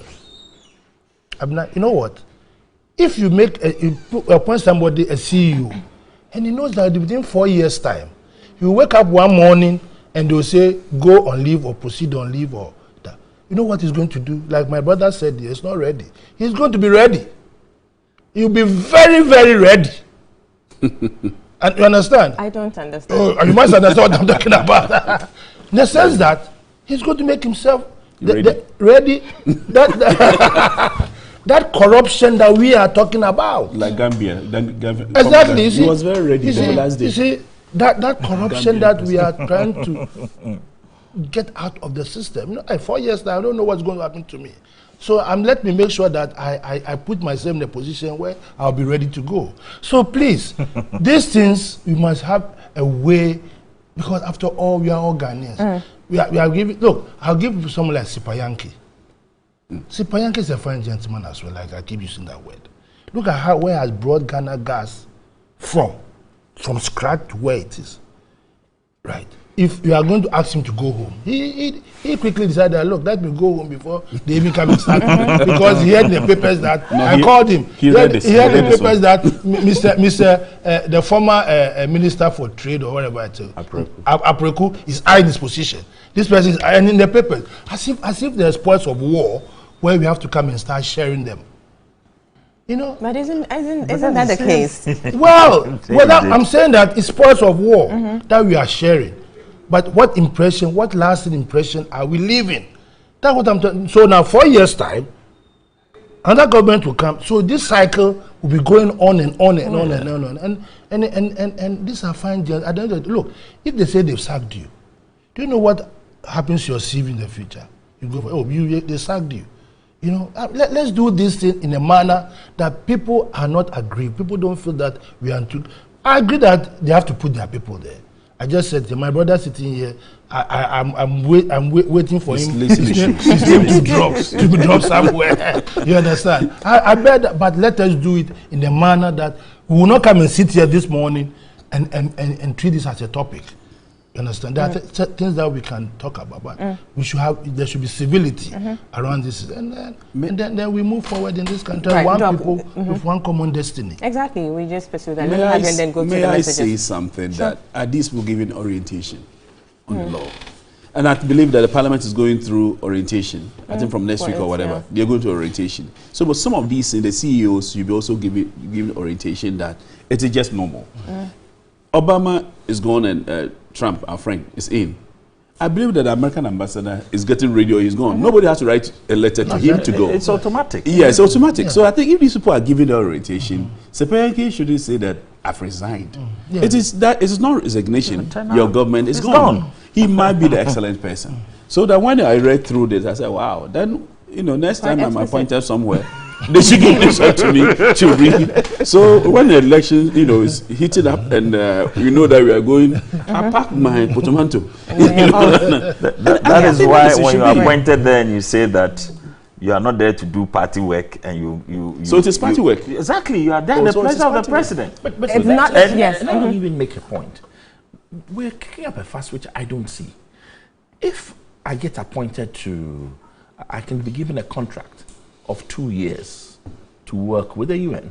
At the end of 2 years, do I say I've been dismissed? No, it doesn't affect my CV. I was given a 2-year contract. So the 2-year contract has ended. It doesn't impact on my CV. The announcements that we make in the press have been sacked. But that's the media. That will get to a point where those announcements will become unnecessary, because then it would happen. Because you see, truly, does any minister say that he was sacked? Oh, no. His party lost the election. Yes. Anymore, why is it so different when even the Act has listed all these positions? Specific areas. So I don't think I don't see it as a blot on the CV of the persons of Dr. Puni or Dr. Sipa Yankee. No, it's very clear. He had a fixed term. His term expired, and that's the end of it. Again, so you are referred to Yoko. I don't know did you refer to But Yoko. that's the other people who are not being referred to Yoko. So it can't be. We'll be taking some comments now from viewers and listeners. Let's see what messages have come through. Let's see what we have here. This says NPP want to be smart on this scandal, but they lie bad. Abna, this is from Alhaji Haruna in Ashaiman.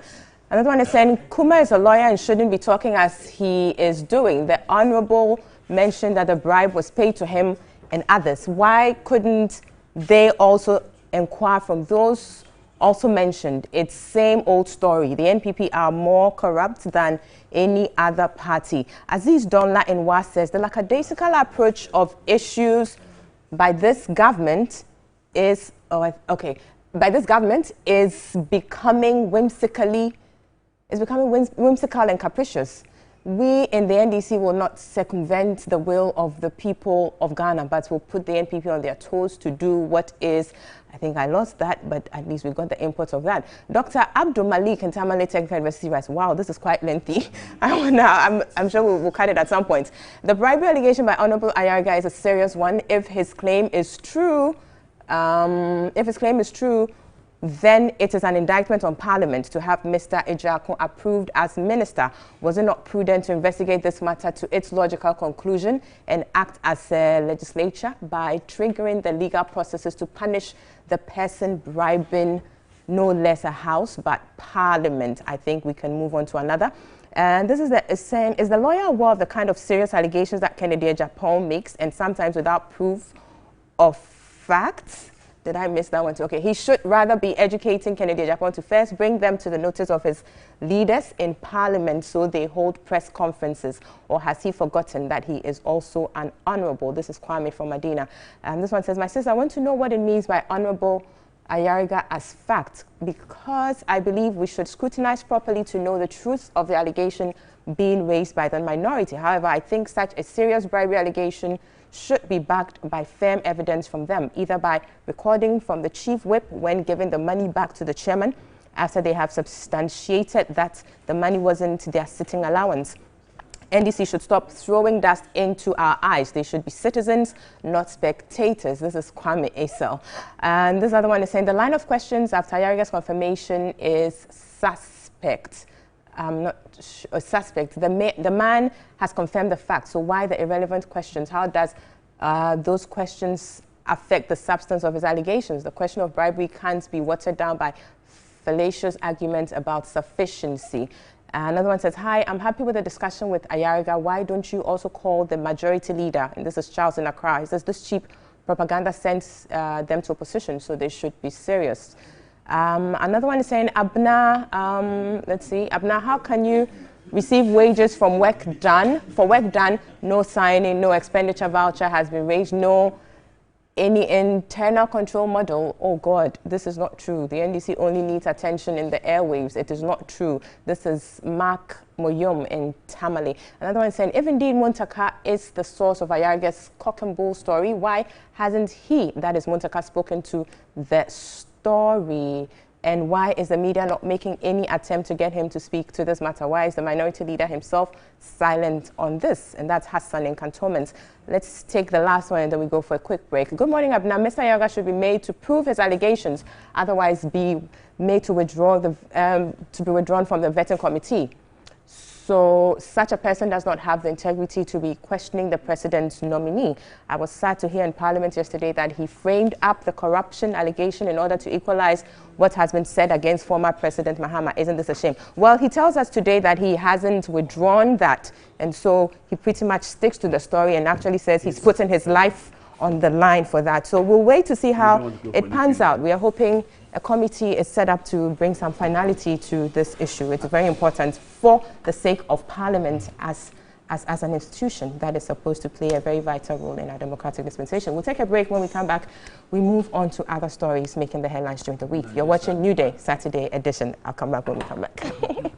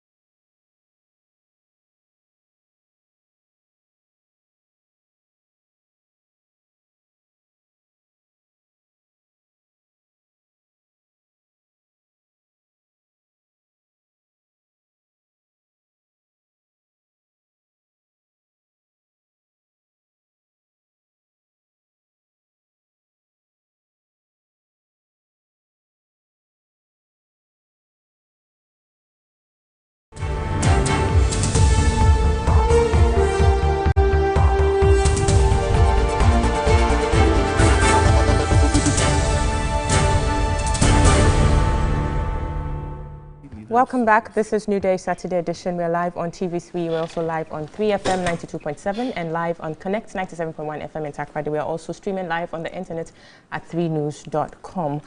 Just before the break, we wrapped up on the conversation on the relieving of positions in certain parastatals and the uproar that has come with it. We looked at it within the context of the Presidential Transition Act and other issues. So I'll take some messages and then we move on to the next topic, which is the Ghana at 60 celebrations planning committee that has been outlawed. What are we to expect from that? Let me quickly have some messages here. This is Musa, says, I think the Constitution has made it clear on how the appointments and dismissals should be done as far as the tenure of the president is concerned. So I don't understand why anybody would want a letter to be written to him before to vacate his office. Please let's respect our laws and comply with it and stop the hypocrisy. This is Kwame Isel.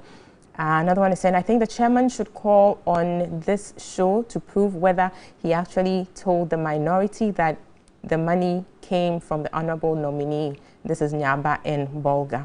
And this one, Amubobi from Adenta. He says, how can you request for allowance? Money was given to you without finding which money was that before taking it. Mr. Ayarga's allegation has no basis, and this agenda of the NDC is a failure. Ghanaians are now well civilized. I like your confidence, Mr. Kuma. That's to you. He says, please tell Mr. Adikoka that the idea that one must be rich when appointed is criminal. We must learn to take only what belongs to us, even when we are appointed for 1 month. The last message, and then we go on to the other topics. It says, I'm not surprised listening to Mr. Jackson and believing that the NPP would be there forever. I'm not sure I get this message, but well. The minister designate for energy proved that he has full knowledge about the position he has to be assigned to or occupy. He has on top of he's on top of the issues and really had in-depth knowledge about the issues surrounding the power sector and has already made efforts in finding solutions to the issues. The allegation by Mahama Ayarga is false, and reading from my Joy Online and Peace FM Online indicated that he has apologized for making such false allegation. And how can we go far with this kind of attitude? He says, I'm saddened by the action. This is Sammy from Guinness, Ghana. Well, again, Mr. Ayarga confirmed on the show that indeed he hasn't withdrawn that his allegations. He stands by that and has put his life on the line actually for that. So I don't know, we probably need to question those other stories making the rounds. Well, we'll move on to look at another issue. I said the Ghana at 60 celebrations, but we'll move on to look at another issue instead and come back to that. Chieftaincy and politics. This week. This week. Slippery. I know, slippery slope. But this issue keeps coming up constantly. Yeah. And this week we've seen the Sunyani Traditional Council in the news, or heard them in the news, about their objection to the president's nominations for regional minister in the region. That's Mr. Kweku Asumatreme. And the reason is that apparently Mr. Asumatreme has in the past been, he says he has been disrespectful to them with unwarranted attacks on chiefs in the area and has refused to honor their invitations and other issues around that. But this is the question now. How far is this going to go? The objection of the Traditional Council, the Sunyani Traditional Council, which is one of many paramountcies in the in the Brahafa region. Doc. Okay, I'm talking about the Sunyani. Okay, and the honourable who has been appointed to go to the. He's a nominee, regional minister nominee. Yeah, he also be vetted, right? Yes. Yes. So issues will come from chiefs. Well, for that to be interrogated, I mean, I believe maybe it should be. But let me say something. I'm talking about security of this country. And I think that sometimes you have to be very sensitive to some of these things. A regional minister, correct me, is a chairman for the RESEC. Yes. You understand? And the chiefs in any region are also very important when it comes to security in such areas. So I think we should handle this in very, very well. You know, even he's been disrespectful, would an apology be okay? We'll just go in or go behind the scenes and, you know, find a way to settle it before it comes on air like this. Otherwise, we would be pushed into condemning chiefs who have gone into politics or otherwise, those who support and all that. I don't think we should go in there because if a chief has made a mistake, as for our chiefs, and though I don't believe in what I'm going to say, as for our chiefs, they don't make mistakes in public. You understand what I'm saying? And there's a way of reprimanding them. There's a way of trying to, behind the scenes, trying to settle it. You know, we all know that chiefs in politics, there's a way we can discuss that. I don't want to discuss that. All what I'm saying is that if the man is eventually appointed, you know, he will have to find a way to settle this. But how does he even get to be appointed? And whether or not this objection is anything significant? Yeah, because, I mean, Mr. Boache Jako has been sworn in as a president. You know, if we're supposed to investigate that, I think that we should have waited a little bit to clear him completely, or maybe, you know, but he has been sworn as a minister. All what I'm saying now, this guy can make the chiefs can say anything. If he's, vetted and appointed as a regional minister, what happens to security? Because I think we should be very sensitive. Because the minister there, as I said, is a chairman for DRESEC. And we need chiefs when it comes to issue. I'm not saying there's going to be any problem in Ghana, but nobody can foretell anything. So I think it's important that we try to settle this amicably. I do not want to be pushed or asked to discuss merits of chiefs making statements, or people think that they've been given something. That's why they are talking. You know, their stomachs are full. That's why they're talking. I don't want to be pushed into that.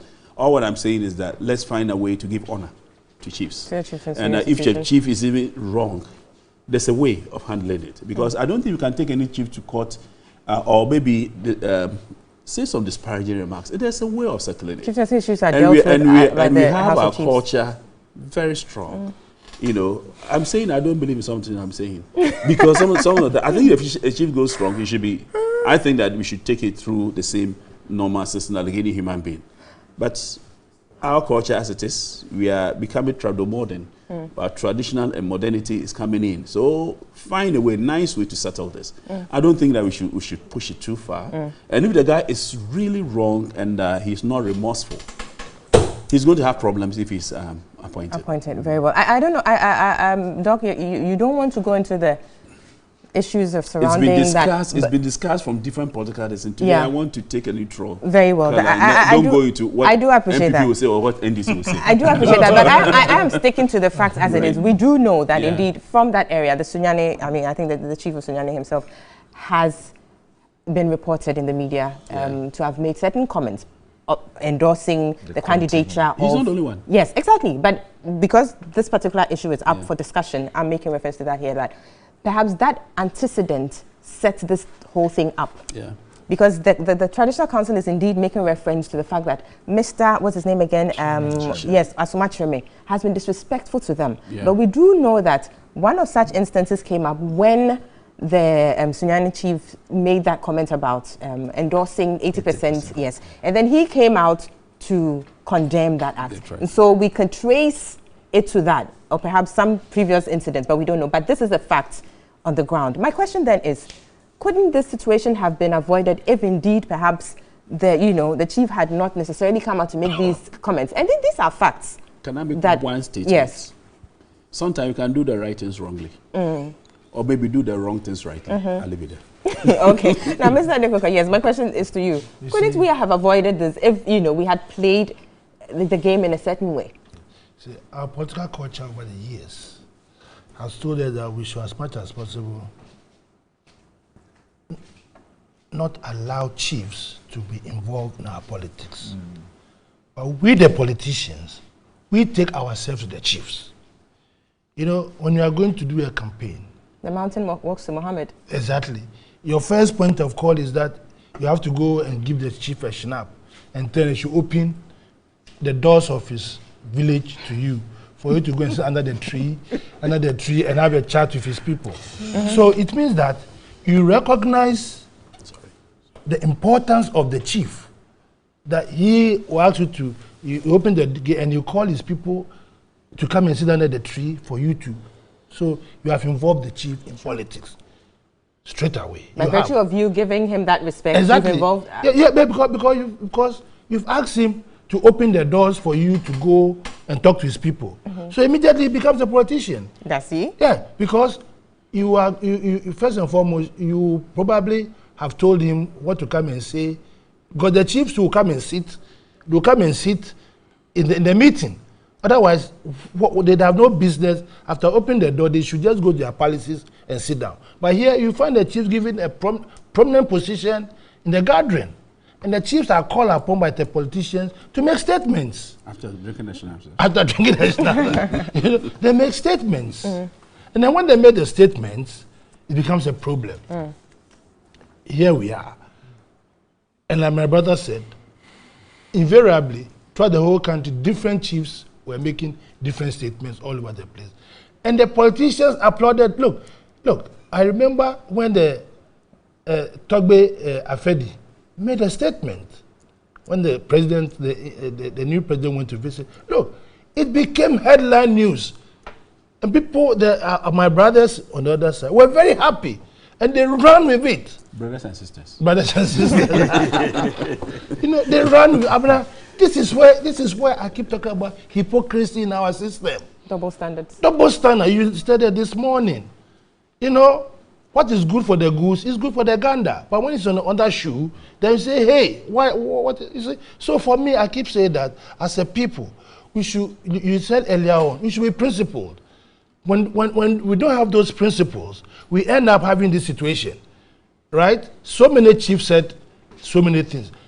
I said the other regional ministers who have been appointed, they did not make any statement to make the chiefs angry. Well, this is what has come up for the discussion. We don't know what is going to come out later So on.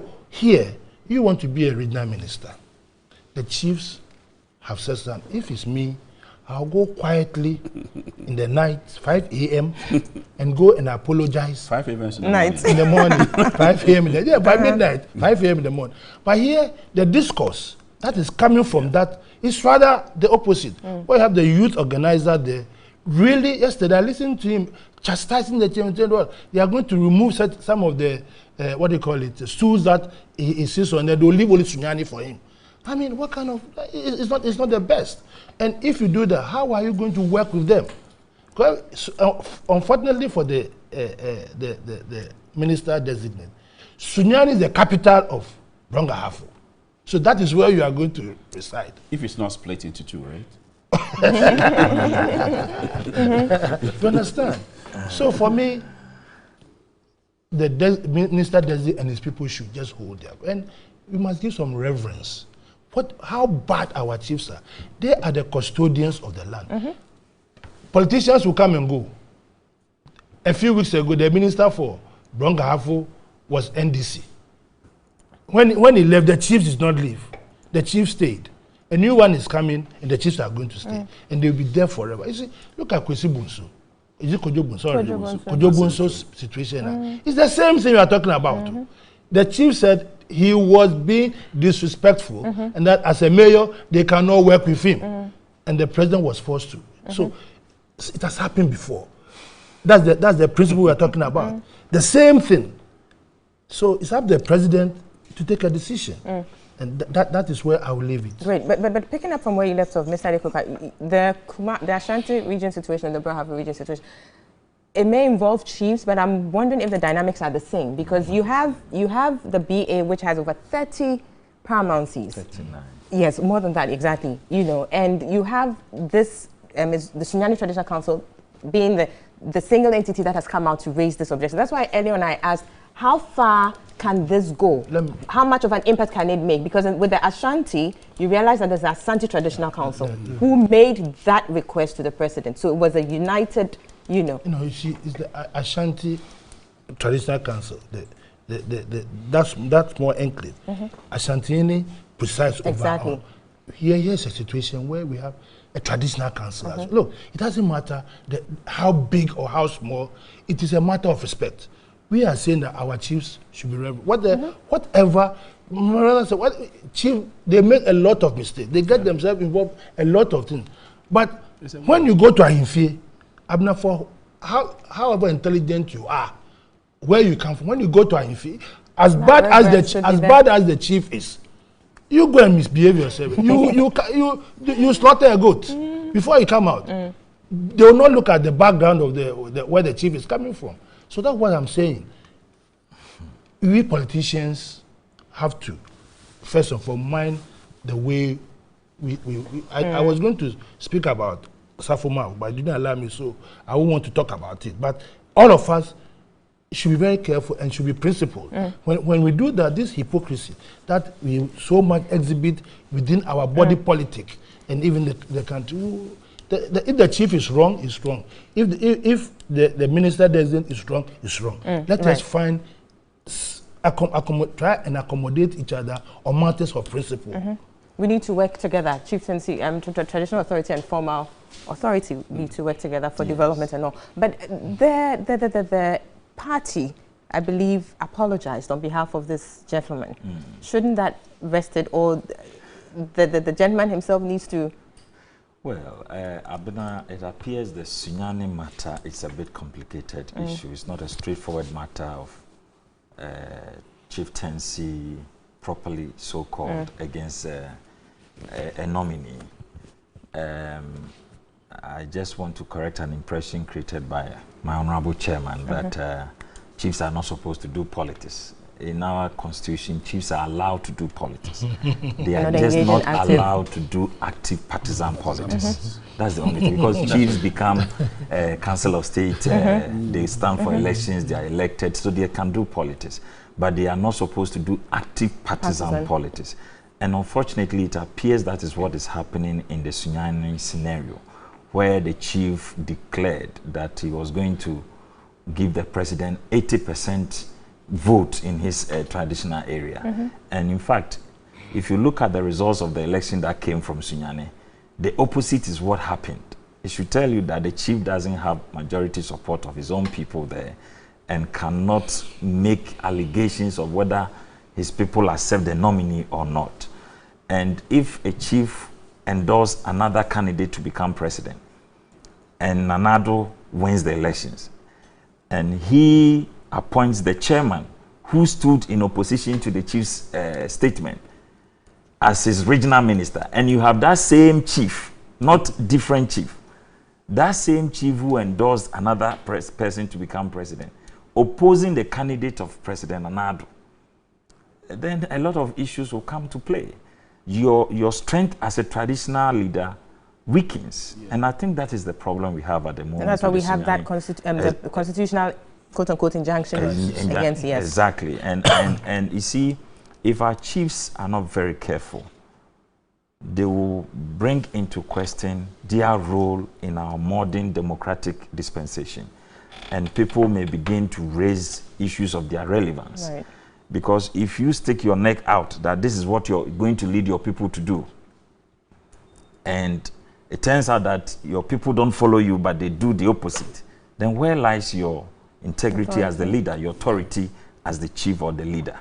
So we should be very careful in managing this matter. I just hope that we will be able to resolve this matter amicably. I strongly believe that at a point, the President, Nana Addo Dankwa himself, will intervene, because during the campaign, when it became a hot issue in Sunyani, Nana Addo himself visited the chief. And in all this, the Sunyani chief himself has not spoken.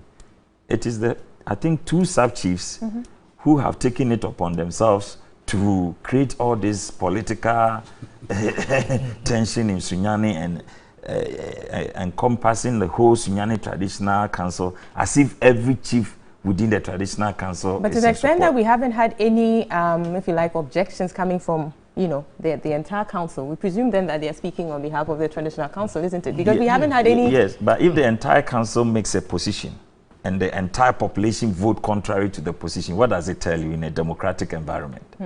So as much as you are a chief and we don't elect you, it doesn't also mean that you are there at your own pleasure. You serve in trust of the people. Whatever you are there, you are there as a custodian, that the people are supposed to respect you, but respect is earned. And if you want to muddy the politics by dividing your people, this one we are all going to vote NDC, and it turned out that all your people voted MPP, and you won't be quiet about it. You still want to stand to challenge the political authority of the new president you didn't support. You want to choose for him who should become his regional minister. I think that is problematic. And the chiefs should manage this matter properly so that they don't, you know, create that tension. It's avoidable. I seriously pray that this matter is resolved. I am not for the position that we should totally ignore the chiefs.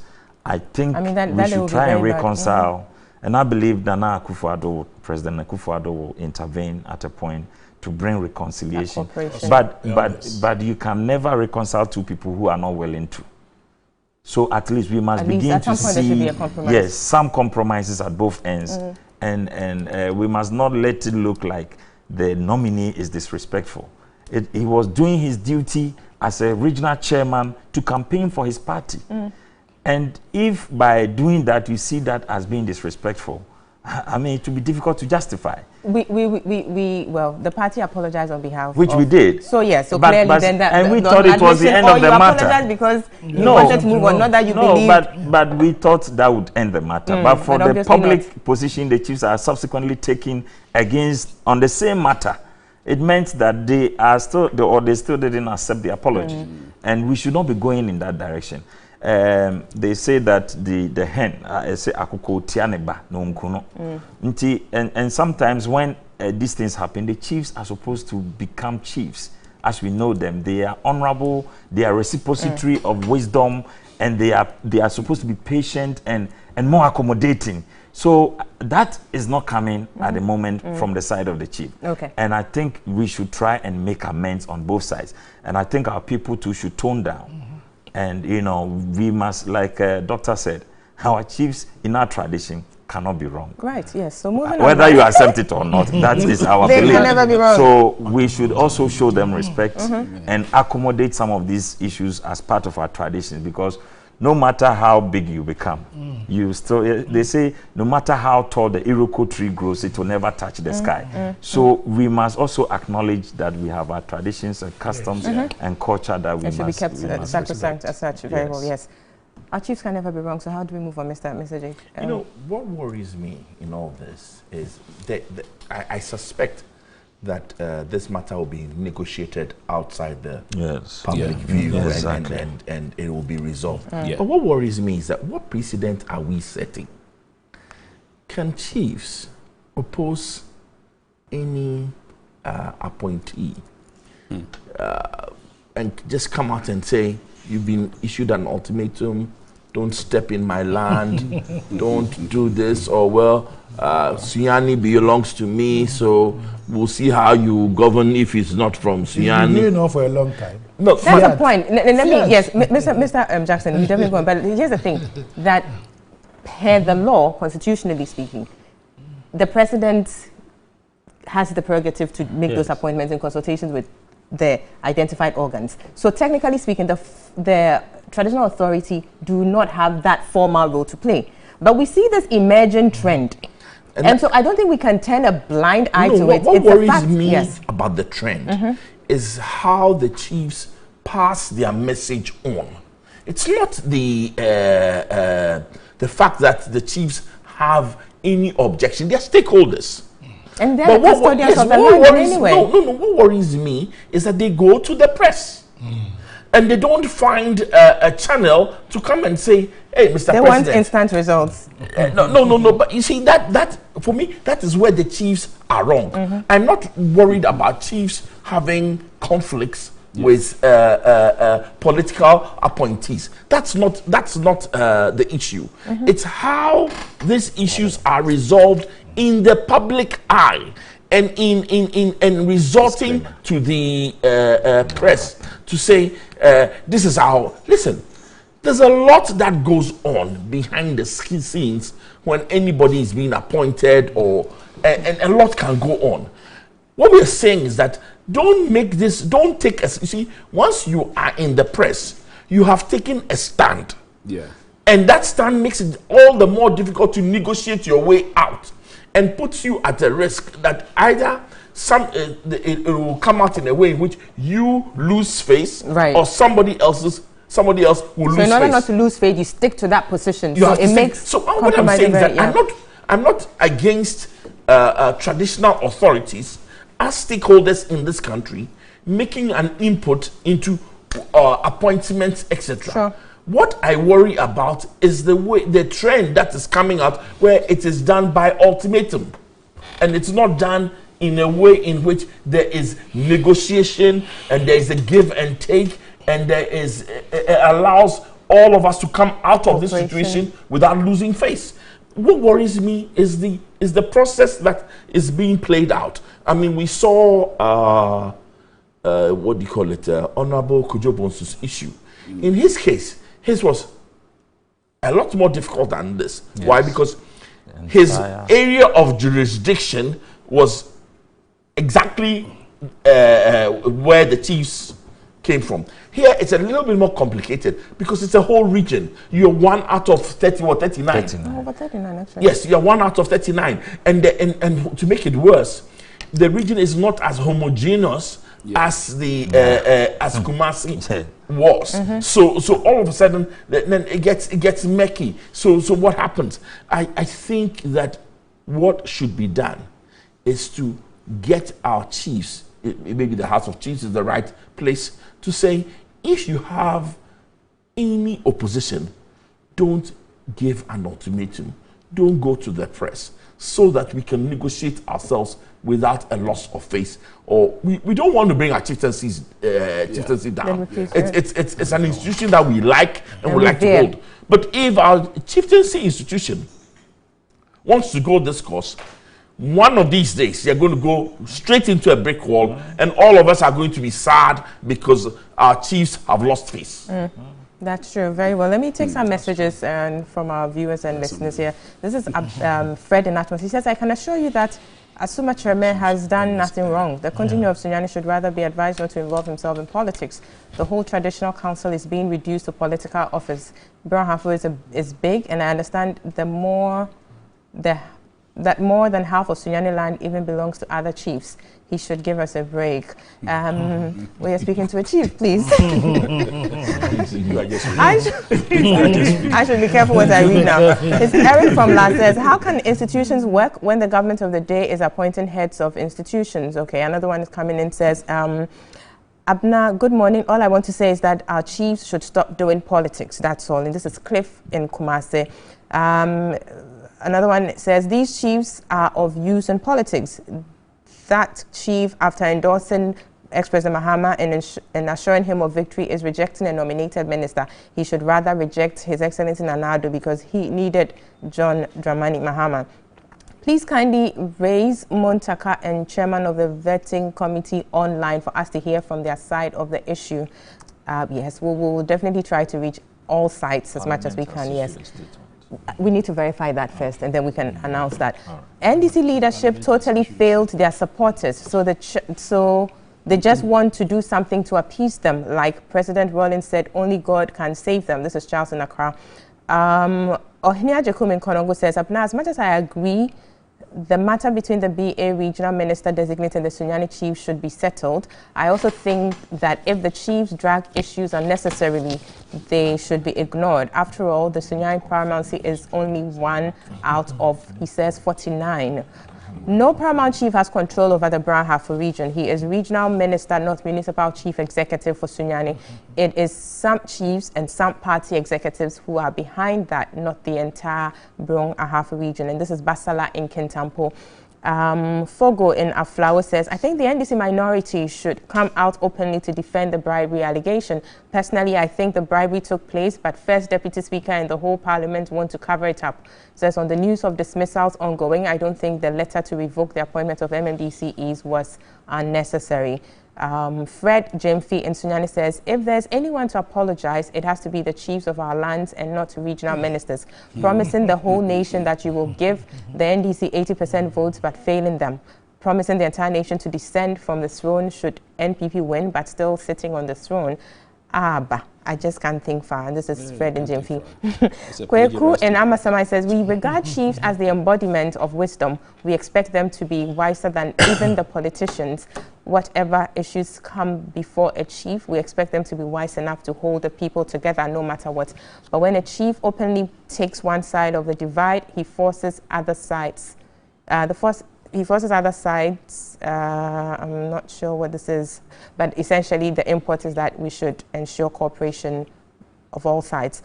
There are more than 40 paramount chiefs in Brown Hafo. If the Sunyani chief thinks he can't work with his regional minister, He can help his people by abdicating the stool. Let's work together for our people, not ourselves. I think that's a bit stretching it far. Abdicate his stool. He doesn't need to abdicate his stool, does he? Abner, our chiefs have big issues in Ghana. A chief in Accra declared that if the late president, not the late president, I'm sorry, if the ex-president Mohammed does not win, he will destool himself. The chiefs should bow down their heads in shame. This is Mark Moyom from Tamale. Lots of messages coming in, but we'll pause it here. But see, the comments clearly, showing this thing about, it's not for nothing that we have that constitutional provision that stay out of active or partisan politics. It's because of these sorts of comments that we are getting.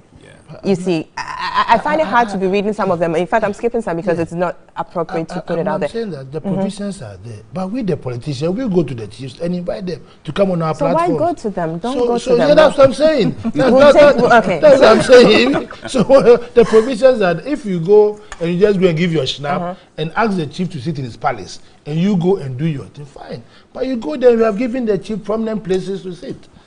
We'll come back to wrap up on this conversation. You're watching and listening to New Day Saturday Edition live on TV3 Live on 3 FM 92.7 and 97.1 FM Connect FM. When we come back, we'll take comments from the Facebook pages and all platforms covering this. We'll take a break. We'll see you shortly.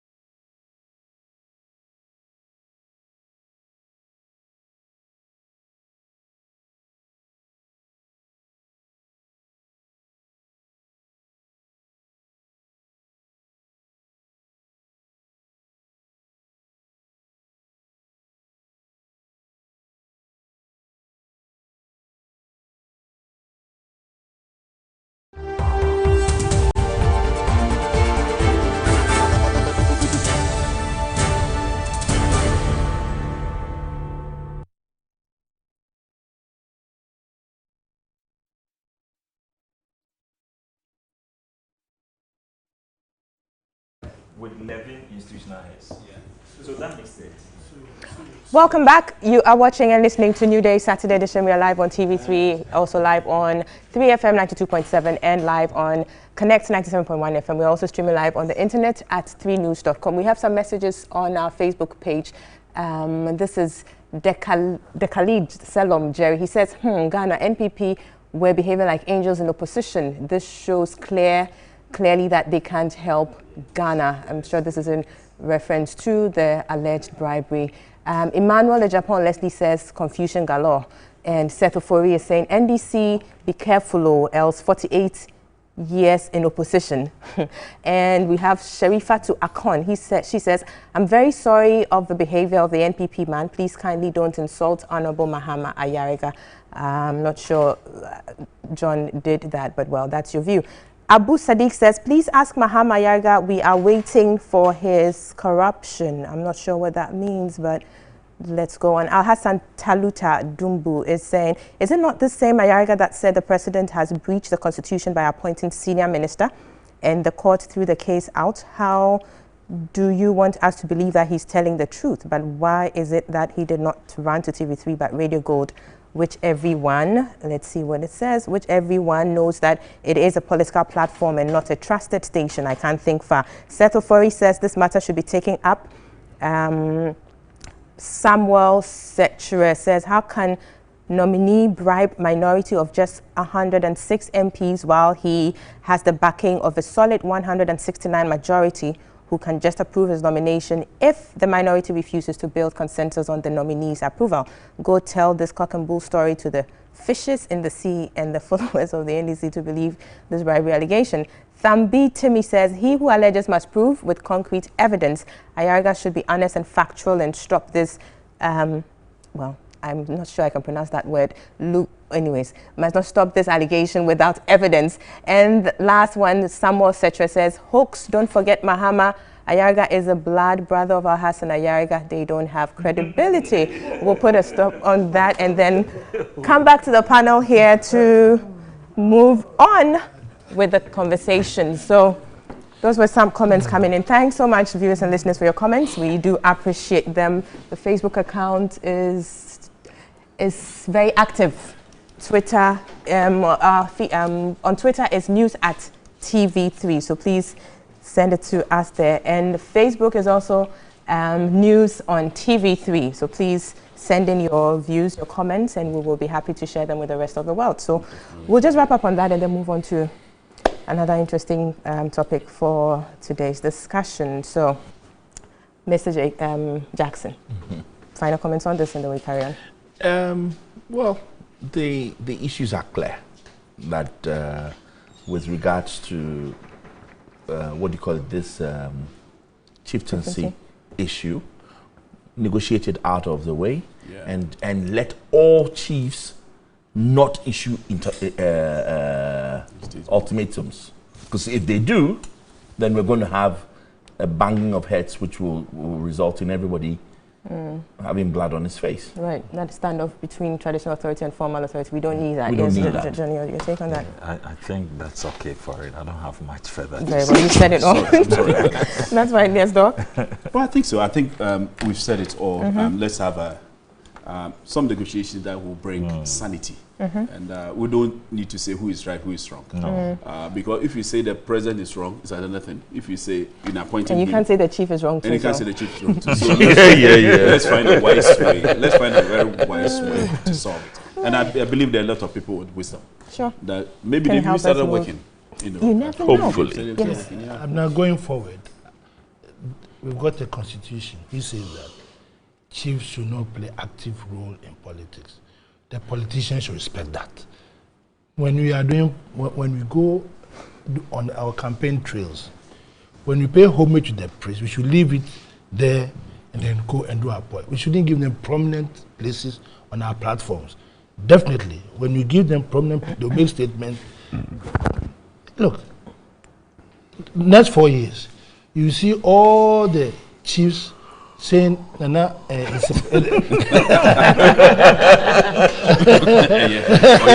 sure you want to carry on, please? No.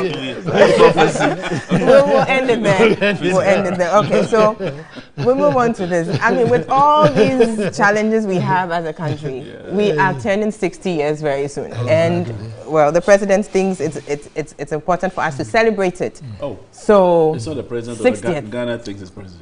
Well, that's what we have. He has gone ahead to set up a committee of 30 members to plan the celebration of our 60th anniversary.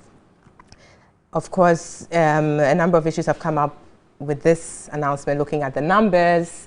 That's a huge number for a committee that has perhaps only just about a month to work, given that 6th March is just a few weeks around the corner. Lots of issues coming up. We'll be looking at that. But for me, I think the main issue here is lessons learned from Ghana at 50. We can't ignore that fact, because this is another commemoration of our independence where we anticipate some, spending here. But let me read a comment or a statement that was made by the president, which I think is instructive and would help us in here. Well, this is from one of the news portals that he says in the immediate, sorry, I'm trying to get that, but cautioning the committee to be modest. Exactly, modest in their how they go about with the planning, and then ensure that no profligacy is brought to bear. Exactly, so that is what it is. I would want us to start this conversation. Mr. Adekoka, I'll start from you. Ghana at 60. Some have raised the question, it's not even a milestone. I was coming 25 years, yes. 50 years, yes. 75 years, but 60. You've taken the... Yes. Are we retiring? You've taken the wind out of my sails. So yes. I was just going to use the word that you've used, that normally we celebrate milestones. That was why Ghana at 50 was celebrated in grand style. Right. And things were put in. That celebration started, the program was put in a way that it took a whole year or 6 months for us to arrive at Ghana at 50. Now, the president said they should be modest but elegant. And for that reason, a committee has been put in place. And you look at the committee, the structure, and the numbers. I don't know, I went to Adesada College, so when you're talking about modesty, is 30 a modest number or 35? Because don't forget, there's another 5 memberships that have been put in place for awards. So is 30 or 35 modesty? I don't know. For me, the word that is used should have started from the number of people that were put in place. Because don't forget that we've got a structure in this country where celebrating independence, there are certain state institutions who have, over the years, mastered how we celebrate our independence, how it's put in place, how the whole thing is organized. So I think if you get about 4 or 5 people, or maybe at least 10 people to put, and then ask those institutions to join, because this is a 1-month affair. You are talking from, today is what, 28, and February has 28 days, and then the 6 days, so we're talking of barely 34, 35 days. So it means one committee, 1 day. One committee member, 1 day. Because that's the lexicon, that we have in this country. 1 dam, 1 village. So you look at the number of days, and then you appoint the committee members accordingly. Seriously, on a serious note, I mean, it's overwhelming, and we need to look at it. Because my brother would tell me that it's pro bono. But nothing, if you go and buy bananas and granules for them, you are spending money. You are spending money. But for a good cause, they would say. 60 years. You just told me. We just said that we celebrate milestone. 60 years. But let me go back. Yes, I was going to ask you this. We celebrated Ghana at 40. Wasn't a milestone. That was under President Rawlings. So the argument then... We are moving forward, or we are going backwards. But we need to take care of the past experience as well. And then what happened at Ghana at 50 informed us that when we are doing these things, we must be very careful. So if you are not learning of what happened at Ghana at 50, and we are now going to Ghana at 60, and here we haven't any lesson from Ghana at 50, and then here you put up 35-member committee, and then we go back to Ghana at 40. We're not talking about Ghana at 40. We have moved 20 years forward. We are not going backwards. You understand? Maybe at that time we hadn't celebrated anything, so we thought we might celebrate something. But now we have had an experience of Ghana at 50. So going forward, and I'm saying that for a 1 month period for such a thing to take place, you don't need these huge numbers. That's what Ghanaians are talking about. And here again, only 2 days ago, I heard the president say that he came to meet a very, very, very weak economy, whereas Safo Mafutu is saying that the economy is strong. So when we come on this, whether the economy is, I thought you'd be so prudent that in the sense that the economy, so everything that you do, you have to take into consideration that the economy is weak. Don't forget, Ghana assisted, you are going to invite heads of states, you are going to invite all manner of people. Money is going to be spent. The question is it being spent in the right direction? Well, we are yet to see that, and perhaps we'll be learning from the lessons of the Ghana assisted, and so we can so do the that. Modesty, so the modesty, it's worth celebrating. No, everybody celebrates his or her birthday. But the degree at which you celebrate your birthday is what is important. If you've got the money in your pocket to be extravagant, that's fine. But we say that for a nation, we celebrate milestones. So 60 years should be an ordinary 6th of March activity, and then we move on, because the government is saying that we have no money. So we must be very cautious and careful as well we spend our money. And modesty starts with the number of people that you put in place. That is my understanding of the word modesty. Modesty, sure. Doc, modesty starts with the number of people set up as the committee members. I have a different view. Yes, let's hear that. Luckily, or coincidentally, I was a member of the National Celebrations Planning Committee when I was a junior doctor, let me say, in my previous life in Kolebu. So I was the head of the medical team for national celebrations, including the anniversary, the 6th March celebrations. Okay. My disappointment with this one is that when I look at the lists and even institutions invited, I do not see health. And I had made a lot of recommendations to how it should be celebrated, because we bring children around to march, and a lot of casualties. I mean, a lot of casualties there, and there's no health here. I believe that maybe the subcommittees will invite some people to come in. I saw the police, so I thought even though they were going to bring the police or the National Ambulance Service. But that's beside the point. Well, that's a very important point. Well, it is an important point, because I served on it for 6 years. And I was the head of the medical team, so I know what I'm talking about. But I think that we should not prejudge that it is modest or to be profligate or whatever it is. I think that we should learn from the past years. I mean, what we have done at today's stage. And when we are celebrating something like this, we invite people. Of course, we invite other heads of state to come. Unfortunately, we invited people to come. And I think it's that we should not prejudge. But I think that I was saying that 1 month is such a short time. And it's all because of the elections and all the things that we all know about. That's why we have this short time for this celebration. Otherwise, we used to spend about 3 months. You know, all the rehearsals and all the things that you that they try as much as possible to get the money from private sources, which is good, from private sources to celebrate it. Previously, when we had been in the committee and were celebrating, and that was you know, from the late 90s to early 2002, I was there. And I knew that the sourced money, or we were told at the committee that the monies were sourced from private institutions. And well, I was there as a medical person, I didn't know where it came from, but at least whatever I requested for the budget or for the logistics, I got. And we're told that from institutions for their corporate responsibilities and all that. I think that we should look at that very well. But 60 years in anybody's life is worth celebrating. It might not be a milestone per se, but it's worth celebrating. And I think we should make it as beautiful as it should be. Because I believe in beauty, otherwise you don't do it. Exactly. I mean, because the Tanzanian president came and said, the new Tanzanian president said that they should cancel their celebrations and use the money to fight cholera. Well, that's another radical way of solving it, because he had a purpose to solve certain things. Maybe sometimes we might be more radical and solving, you know, other issues, burning issues than spending money. I won't say not necessarily wasting, yes. Yes, spending money on other things. Other sectors. Privately.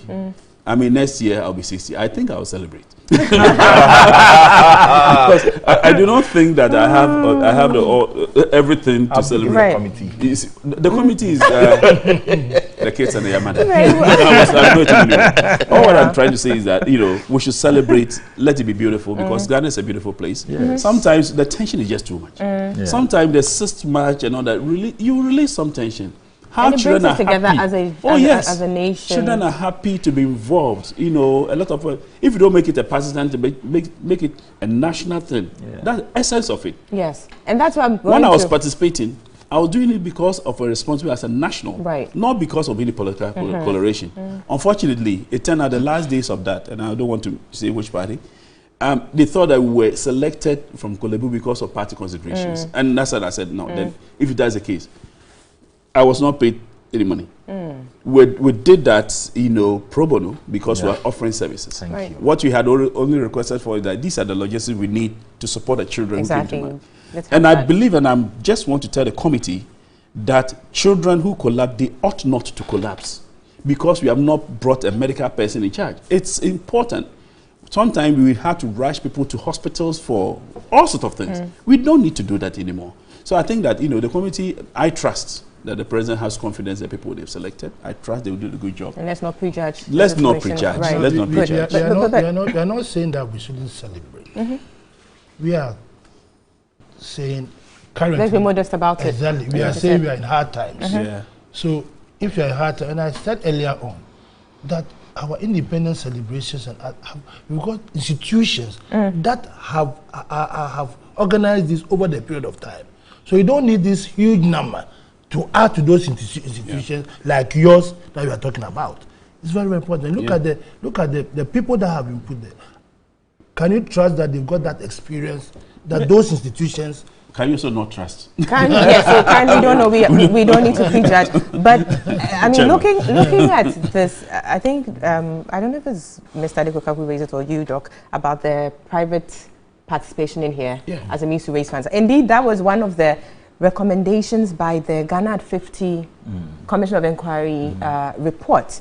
You know, they had said that they would, you know, let me just read from the report. They said the government accepts the recommendation. This was the white paper on that report. The government accepts the recommendation of the commission that, judging from the way private businesses organized, produced and sold anniversary materials, in future all government needs to do is to outdoor the anniversary logo and leave the production and supply to business people who will pay a commission to government. We have heard, so this is basically an avenue to raise funds. So you put out the logo, let people do it, as opposed to government going out to, you know, contract out, all these things, which in their own reports, there were issues about non-payments, which led to judgment debts and everything, again, burdening the states already down, burdening us. So this is some of the ways we can raise funds by bringing in private sector participation. And please comment on that for me. And then also, the former chief of staff, Mr. Kojo Pieni, who was a chairperson of that committee for the 50th anniversary celebration, is saying that perhaps to make the process open, let's have a bipartisan membership of the committee. And I think that is a very good recommendation. How can we, you know, get that to materialize? Well, first of all, the celebration of the 60th anniversary is very important. And as much as people are talking about lack of money and hardship and joblessness in the system, I remember a similar thing happened in the good book, the Bible, where somebody poured an expensive oil on the foot of Jesus, and somebody stood there and said, but this oil is too expensive. We could have sold it and helped the poor. The answer that Jesus gave was that the poor will always be with us. But the significance of what this woman has done will always be quoted in the Bible. But this complaint even is echoed by the president himself. So no, it's not people standing by who are saying this. I am coming to that. So I generally accept the criticism that we don't have money and we should be modest. And that's exactly what the president, in mandating this committee, told them, that we don't have money. I don't want to see any expensive celebrations, but let's be elegant. Let us celebrate it and know that as a people, we have enjoyed freedom and development for about 60 years. And this is the milestone we have achieved, and we should show the sense of patriotism and the values of nationhood and independence that we cherish so much. Now, the question of modesty, as far as I'm concerned, was in respect of expenses or expenditure that we're supposed to make in this period. Right. The number of committee, the members, I think there were 19, and then when you add the 11 institutional heads, it adds up to 30. Now, I think Nanado's style is what is making this look like we are having a huge numbers in the committee.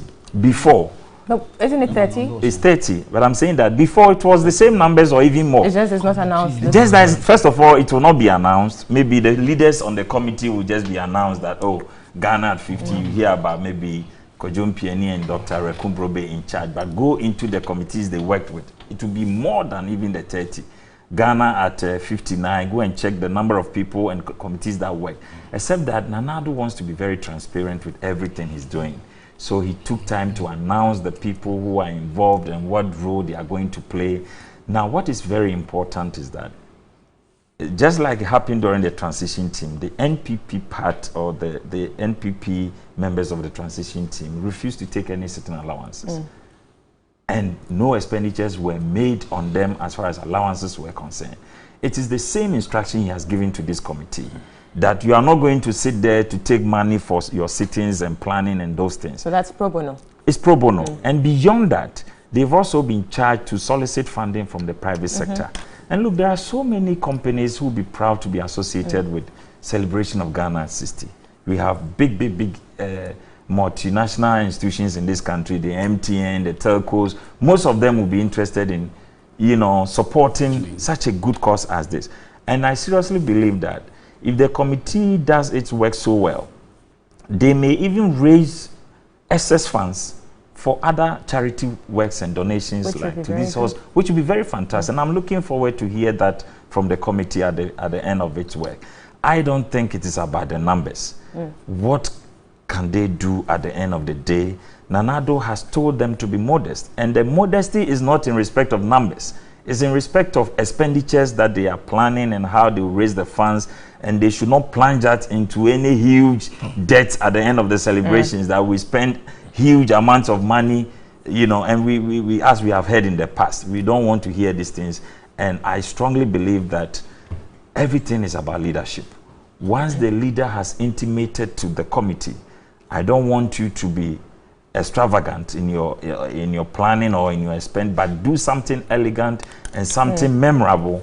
I believe that is exactly what they are going to do, because they know there will be consequences for defying the orders of the president. So we live to see how that turns out, but of course we are minded by lessons from Ghana at 50, and I think we need to and take Nanado has said we should be active citizens. So all these criticisms are much welcome. So let me move on to spectators. Like today's soccer, Ghana is Mr. Jackson here. the call by the former chairperson of the National Planning Committee of the Ghana at 50, Mr. Kwampieni, who was former chief of staff, is saying that yes, perhaps we should have a bipartisan membership, or the committee should reflect both sides, just to have it, open up or transparent. It's a nice idea, and given how partisan this country has become, I think his call is good. My only worry is that is this then going to increase the numbers of the committee? To be honest with you, a 30-man committee is a bit unwieldy, right? Typically, you have a small committee; they can draw on other resources. So, a 30-man committee with everybody as a full member is on the unwieldy side. Given also that from now to the beginning of the celebration is just a few weeks to go, it has its own issues. And I know there's a lot of talk about raising money from the private sector. But I assure you, unless we're going to look at it like a whole year's or 6 month celebration, so that the kickoff is only on the 6th of March, I'm coming from the private sector.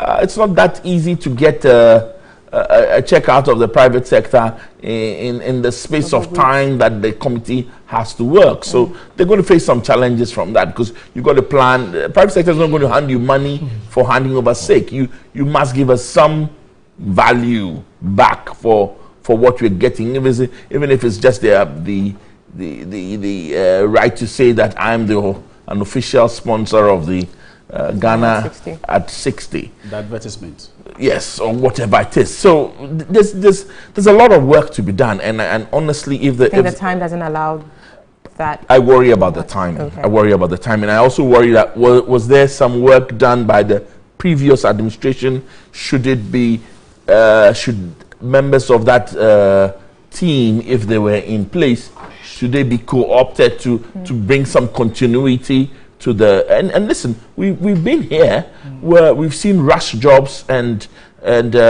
even the president of Ghana has been temporarily allocated to somebody else from another country. I know. So if you're going to do this, let's not go into that.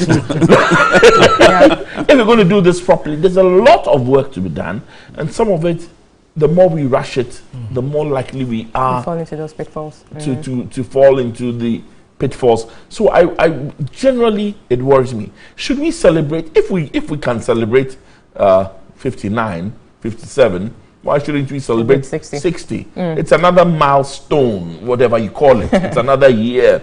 We are alive. We've gone through a democratic experience, and there's a good reason to be alive as a Ghanaian, and let's not underestimate that. We all as Ghanaians have things to be proud about. I'm proud to be a Ghanaian. I'm proud to be born after independence. Well, yes, we can go on and on, but we need to wrap up on the show. Unfortunately, we have to close before 10 for some reason, so we need to wrapping up. But quickly, you know, Ghana at 50, there were some things that were done all over the nation to promote the Jubilee Parks and all of that. Are we going to see that? I think we should see inclusiveness. It shouldn't be a celebration in Accra. It shouldn't be a celebration by the political elite. It should be a celebration all national. All of us. It should be a national celebration. I think the challenge is to get us a national celebration that does not involve, you know, the best things always don't have to involve a lot of money. The best things can be just that we are all goodwill. We are happy to be involved in some activity that brings us all together. Picnics, sports. Other things that may not necessarily involve building whole villages, etc. Yes, great. On that note, on that nationalistic note, we'll bring the show to a close. I'd like to say a very big thank you to you for making a date with us, sending in your comments and all. Unfortunately, we couldn't read every single one of them, but we'll do well to share them as and when they come in on next shows. But we'd like to say a big thank you to the panelists as well. We have had Mr. Joe Jackson. He is with the Dalex Finance Company, and Mr. John Kuma, NPP Communications team member and also a legal practitioner. Dr. Kuma S. Jehu Apia, he is a country director for IPAS Ghana, and Mr. Adekoka, the Greater Accra Regional Chairman of the National Democratic Congress, NDC. Thank you so much, gentlemen. Do have yourself a very good weekend. We'll see you same time, same place next week. Until then, my name is Abna Tebi. Bye-bye.